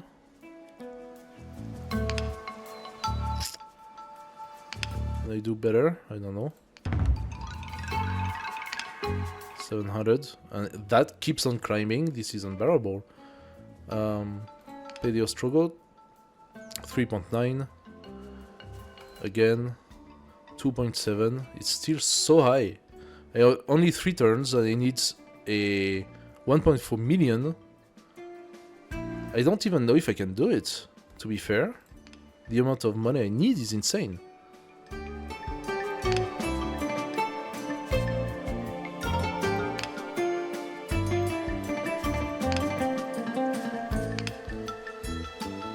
That will give me not even enough in 2 turns, so is there anything I can do? I can lower my army input, I suppose. It doesn't really give so much. Ah, I can put it down to 0 and still build. However, can I reinforce my army enough, like putting it to 1 million something? Like the next is 800, 900. So it puts it to 1.8. Still too much. Like the strength of my trades is not enough. Corinth, I can sell you again. So Pera, give me back that. 180, 200.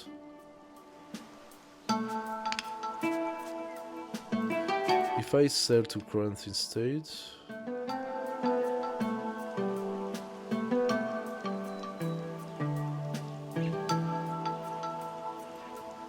45,000.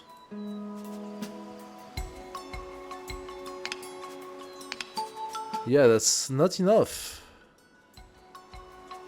I don't know what to do. It's really tough. At this point in the game, things are really complex. Putting on a little bit more money, but how much more? 20, yeah? The population is more interested in the new region. Hoping for the forgiveness of sins, one of the rich men gave away all of his wealth to the poor and to the police. 1 million. Thank you. That would be well used, dear sir. But I think that it's not gonna be enough. Now, if I want to reduce it again, I gain 500,000. I'm still at 1.3 million. There is no way. There is no way to stop that. The barbarian invasions, like, they're insane. I'm still too poor. I would need at least 2, if not 3 more transactions. Because every time it lowers the amount. And that costs me 1.4 million per transaction. So, like, what am I supposed to do? Oh, my boats are to the max. I mean, I'm still making 3.1k, which is not so much, so can do that. Doesn't really matter anymore. I got 3 scouts. I cannot do anything with them. I'm gonna keep them. Improve my strength a little bit.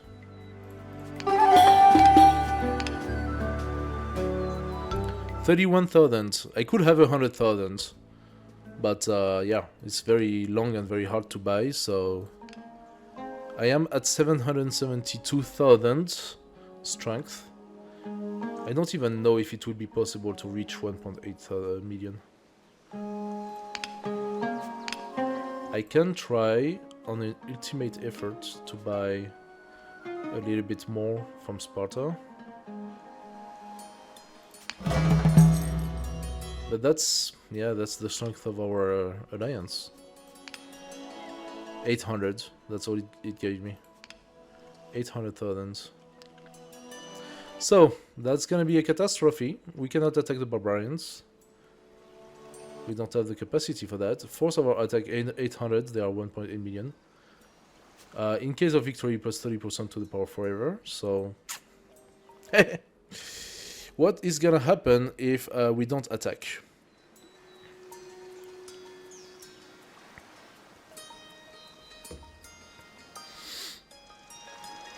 Let's see. So, the attack is... The barbarian attack our city, hoping to get to take over more land for a living. The success will slow our growth. So we did not manage to stop the attack over Greece because we were not fully allied. Not far though, really not far. However, it seems that the city can stop them. I forgot to build the moat. I'm stupid. Or did I do it already? I'm not sure. I wonder if I did not forget it. Glorious victory! So we stopped the barbarians at the door. However, we did not stop everything. I mean, I did lower the amount quite considerably. I think it was done, but we could have had the 30% bonus. Too bad, we don't have the bonus. Anyway, we have 40% growth for 3 turns, but our growth is already going down. I could keep on hunting them and banning the people. 13 turns left until the automatic change of region. I think banning the people... Oh, that's gonna be like a rebellion. That's gonna be absolute shit. If I do that...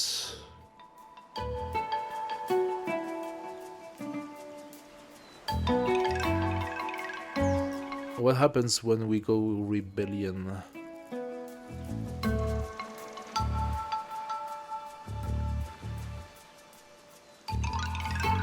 What happens if I don't do the Christianity thing properly? People are going to rebel, and they're gonna kick me out, right?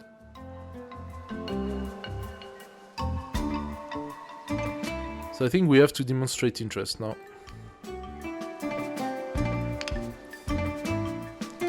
Not a choice. Okay, let's build.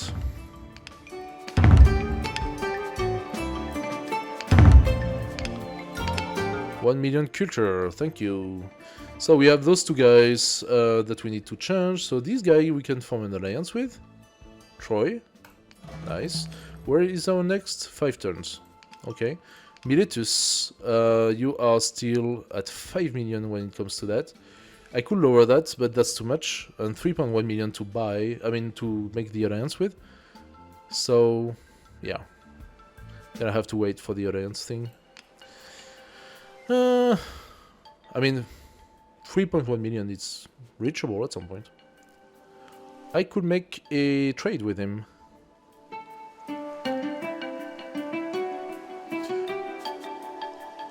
Or, alternatively, I can build up my army. Lower a little bit income. I think I'm gonna do that. I'm gonna buy at Sparta. I need more...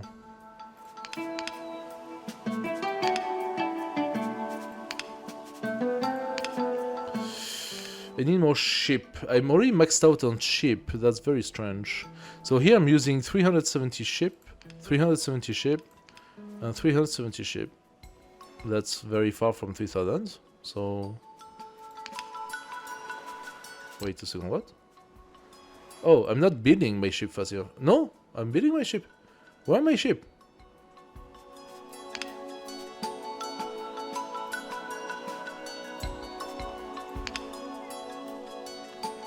Wait, what? Oh no, I'm sorry. I got 1.5 thousand ship. Thank you. I got 1.5 thousand ship applied here.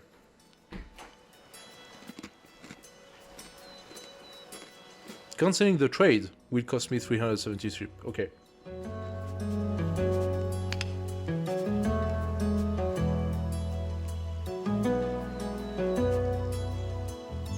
Now we are making with 32 ship 1/3 of 1.5 thousand ship. So I think I'm gonna go and buy Sparta, yeah. I'm gonna lower that. Bring it back down to 0. And now, Sparta, I'm gonna buy you whatever you can offer. Cost me no, that's too much. I'm gonna buy 5,000 blah blah blah. I'm gonna go back to Corinth. I'm gonna sell as much as I can. Now how much did I make with that? 290 minus 40. There's 250,000. And I have a feeling that I was not making so much. 202,000 from Troy. And Pera is a little bit more. So maybe I was doing the same. Oh, I still have ship, by the way. No, I still have ship. It's just that the access to Corinth is the max. So what I could do is just go back to Pella and reapply the ship and get 60 more.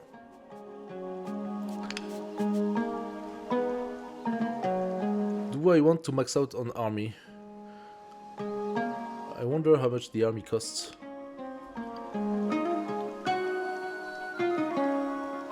Can I see here, maybe? Army maintenance, 50%. 8.2 thousand. If I bring it to 100,000 people...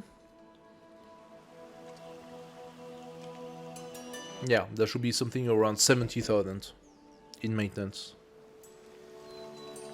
Yeah.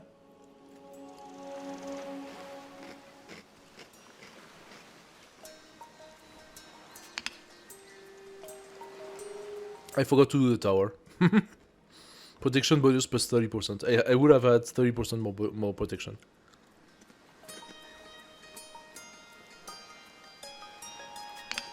I'm going to do some building, yeah. Nice! 25,000 army, I take it. Ah, the hunger is kicking now. I'm gonna have to trade for food. That sucks. Do I have all of my research? Yes, I do have all my research at that point. So keeping on doing so much is not necessary. I can lower that. I mean, I am selling some of it. But really not that much. There we go. Ship, yeah, I'm full.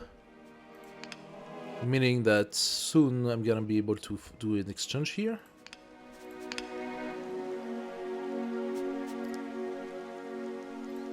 I'm just waiting to do... Okay, the chance of rebellion is going down. My production is also going down, that's why the food is going down.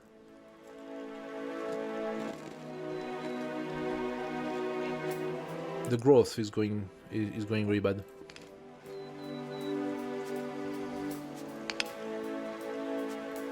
There we go. I'm hungry again. Nothing I can do about that. I can eventually buy food somewhere. Sardis, when am I gonna be able to attack it? In one turn, okay. I still wait to be able to buy that. In 10 turn or something.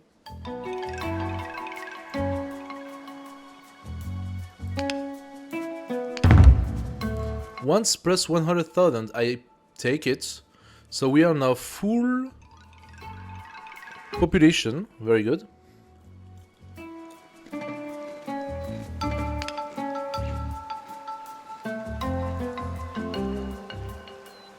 The chance of rebellion is still very high. I need to wait more to avoid the chance of rebellion.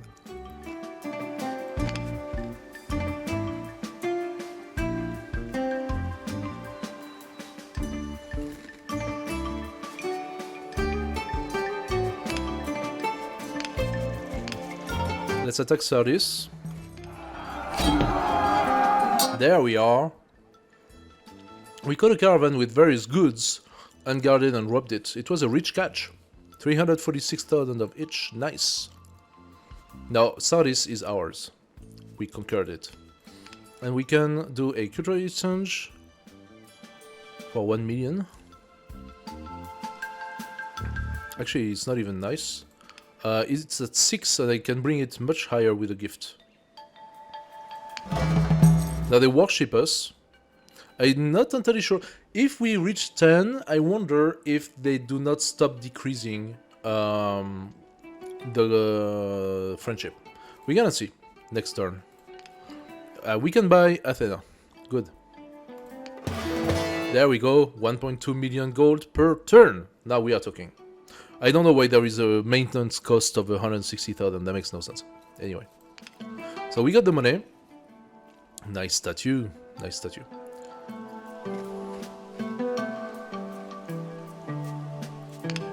What I need is a trade, giving me some people. So I'm going to stop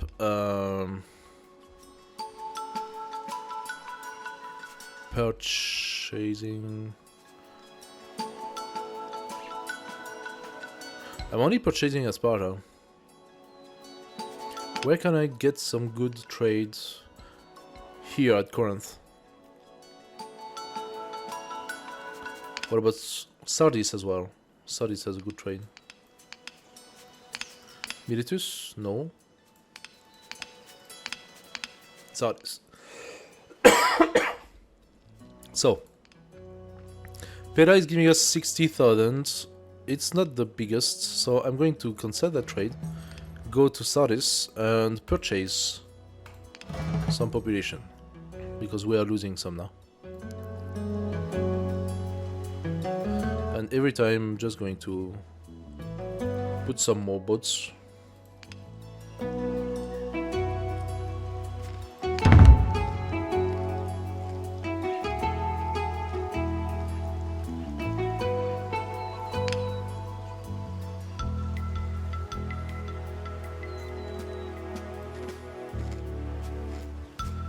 There we go. It's really tough to stop the hunger.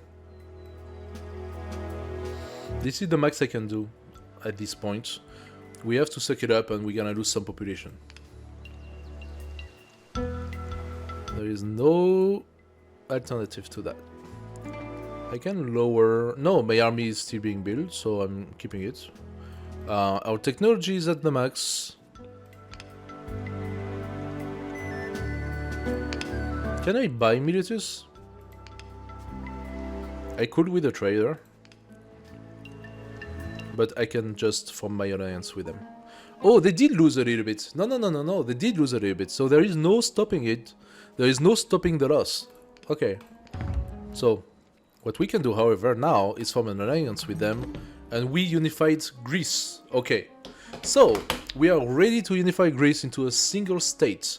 For a while our economy and defense will be weaker than usual. Would you like to unify Greece now? Let's begin. New government. In order to rule a big state, we must conduct a range of reforms. Relocate the capital to a more suitable place and centralize the power. What kind of government would you prefer and how will you name your state?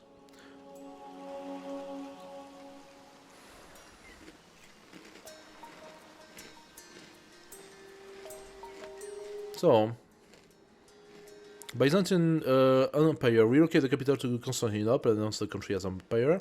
Big bonus for the limit of population. Workers and resource growth. Okay. Or, we don't get any bonus. We keep everything as it is. The law of our ancestors will help us in the future, the Athenian Republic.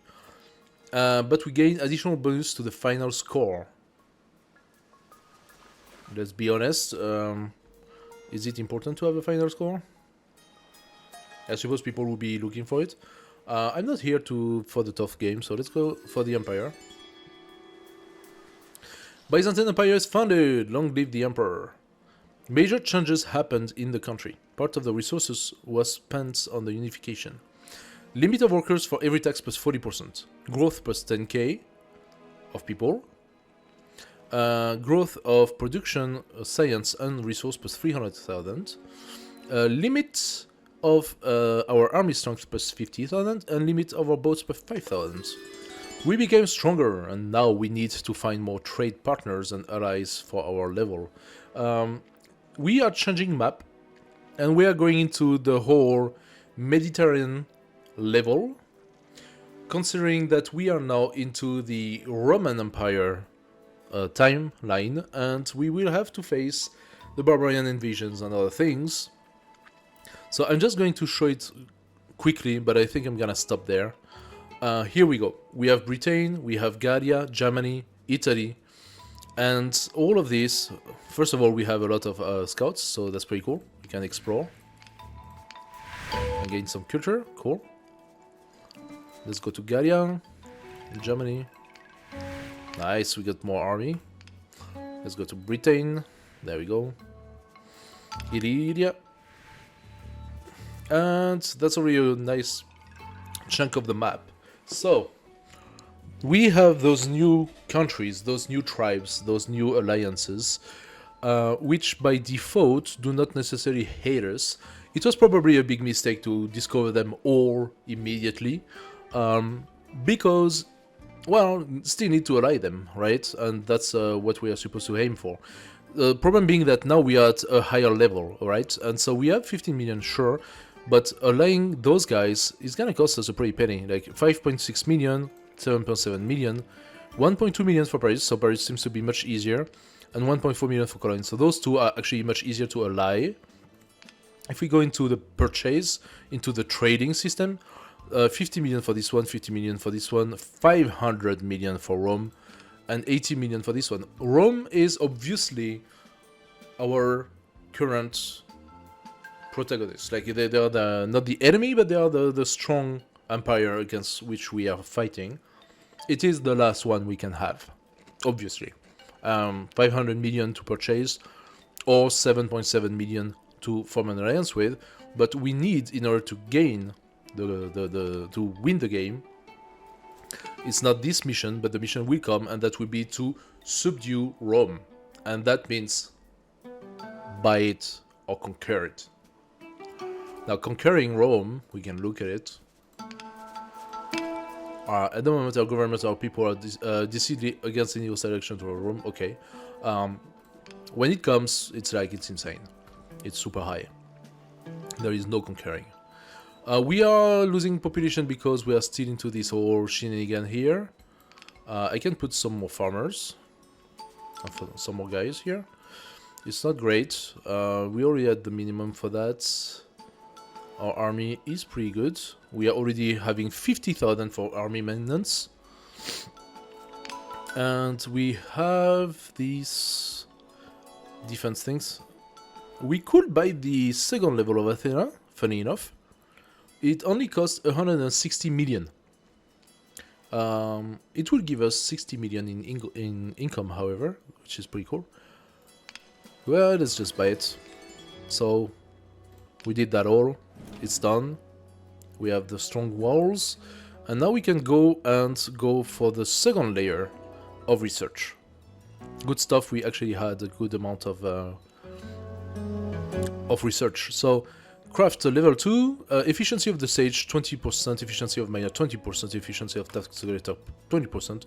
Of course, that costs 4 million and 4 million. So let's do it. This one will increase the population, but right now it's not my problem. However, the farming efficiency is interesting. It should bring my stuff a little bit closer. I'm gonna put maximum of farmer. There we go. And now we are still negative. Why are we still negative? I just put more farmers. How is that? Oh, because everything is lowered. I'm at my minus 88% growth. Like, there is no countering that. Okay, we are just going to lose all of that. Chance of rebellion is 11%. Because I'm waiting and because I accept the loss, I will not have a rebellion on my hands. I have a few more. Oh no, I got my boats back. I lost quite a few actually in this transition. Who can give me stuff? They can give me stuff. I could purchase. I don't have the trader yet. In 2 turns. Okay, once the thing is done. So let's just pass the 2 turns. There we go. Food riot, of course, because we lost a lot of people.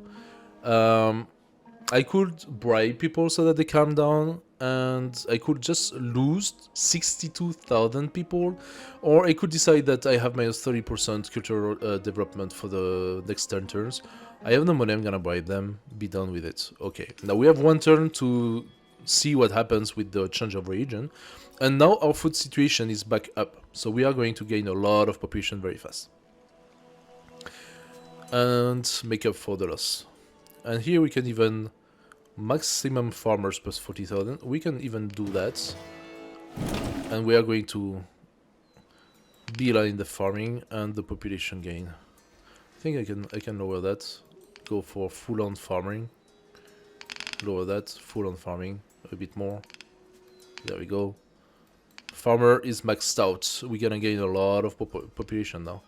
We could do the trade. Oh, we could do the trade. So, what do we have? We have London, trading bonus plus 1 scout every 20 turn. So we have, yeah, one more scout from time to time. From Rome, selling in the city is 30% more profitable, so we make more profit. Relation improve on interval of plus 2, so Paris is actually easy to get an eye of. And buying in the city is 30% more profitable, so we can easily just start a trade with Paris. They offer population for cheap. I'm gonna purchase. How much do we want to purchase? If I do that, I can purchase a lot for like 100,000. Let's do it. So now we're gonna have a lot of people coming. The population of our police successfully transitioned toward the new region, and we get a bonus for this. And we go into the Christian era. We have 30% growth. Minus 10% growth of our army, which doesn't matter really, for 30 turn. Your city officially accepted Christianity as the main religion. The first Christians are hardworking, peaceful people. So they don't like war, but they are giving you more growth when it comes to production stuff. So yeah, transition toward Christianity, that's how the history did. Now we are going for, I mean, it was not peaceful. That's why I could have had a rebellion. The transition toward Christianity was actually not a peaceful event in history. I cannot do anything much with these. Can I build a settlement around here in Germany? No. In Gallia, oh yeah, Gallia is really nice to us. And Italy as well, I could build one. Let's do Gallia, let's populate Gallia, yeah. There we go. We could get even more people, that would be pretty cool. Dankeschön. Military colony, we train army, so we will actually gain a lot of army thanks to that for free. I think it's worth it. I'm gonna do that. I'm very happy with the 239 army per turn. That's gonna build up my army passively. I could have taken the population and stuff, but you know what? I'm gonna make it myself. So let's just. We have 87 right now. I'm gonna boost my economy. I'm gonna boost again. So I'm gonna put the maximum amount of food. I'm gonna boost again my research, pass 1 turn. My research is maxed out. Production, pass 1 turn. Maxed out. Army. So, my population is maxed. It is to the limit. I can now go here and tell Paris, thank you Paris, very much. I don't need to purchase anything. I'm going to sell. Let's do that. Let's sell you stuff. So Paris, I still want my trade with you because it improves my standing with you. I'm gonna sell you some production. And how much do you want? I can sell 260,000, that's quite a lot, but it will give me 500,000 gold in return. So yes, I'm gonna do that. Gotta do the trade with them. And I'm going to go for Cologne, which is also quite easy. Maybe I should keep Rome in a good status, or London. Cultural growth plus 40%, ally bonus 10 million once.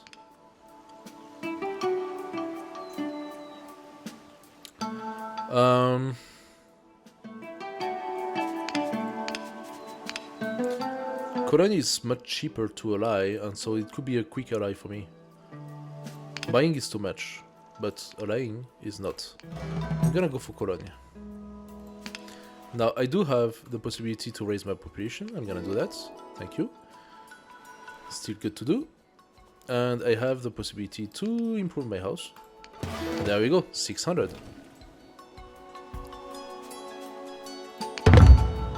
And our next invasion happens. The Huns. The Huns army is 24 million. Power of our attack 300,000. Power of our defense 450,000. For the grand total, because we should have more. Oh, because that's the okay. We do not benefit from the bonus of the whole Greece, blah blah blah. So now our power is globally 350,000 and 450,000 defense. So a total of 800,000. If we lose growth of all our resource minus 50% for 10 turns, we lose 300,000 people. That gets to be murdered. And we have 20 turns to deal with that. Now, how do we do that? We have 4 possibilities like the other time. We can bribe to lower the number of attackers. So it just costs the mere amount of 3.4 million. I could do that several times and lower the army by quite a lot, actually. I have 14 millions right now. I could use my 14 millions and lower the army to a much more sizable amount. Spend days on prayers and ceremonies to get blessing of gods. That will boost up my defense by 20%. Cost 5 million as well. I cannot do that right now. I could reinforce the outskirts of the city, build fort, poison wells, burn down the bridges. That would boost up my defense again by 20%. It would cost also 5 million. And then finally, be the first to attack the Han, catch them unguarded and break them apart to weaken their unified forces. The power will be lowered by 25%, which right now is a lot, but if you reduce them, not so much. In case of victory, plus 30% to the power forever. So, again, do we have the possibility to do that? Well, going for the attack means that we only have 350,000 right now. We do not benefit from the defense, right? So if we go for the attack here, it will only be those 356,000, which seems very, very small. We need to ally the other countries. We have 20 days for that. I could lower the Han army by quite a lot by paying money. It's a good way to do it. That will reduce things to a few millions. But a few millions is still a lot too much for us. So what do we do at that point? Well, we have 20 turns to get stronger, basically.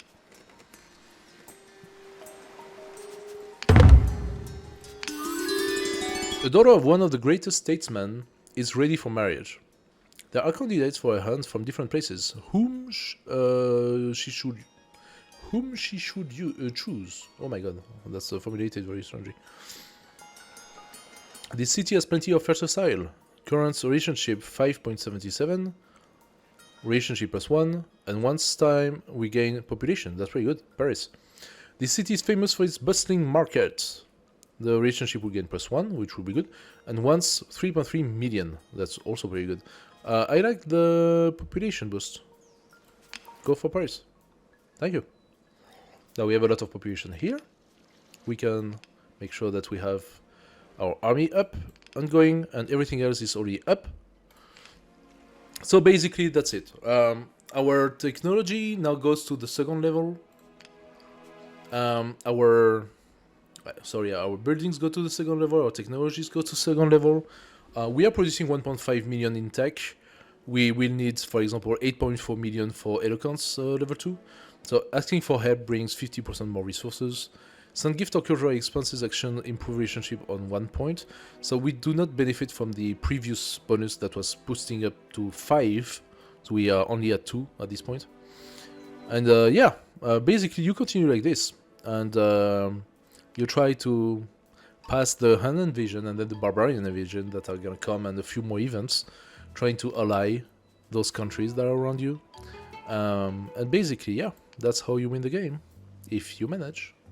But as you could see, you sometimes have to make concessions, and it's not easy. It's not an easy game.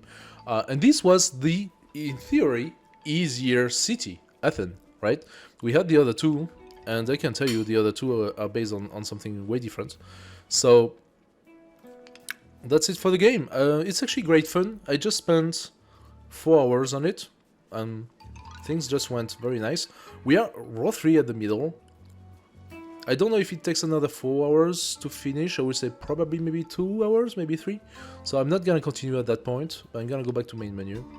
But yeah, a great deal of fun. It's very interesting. You have to use your brain a little bit more on this one.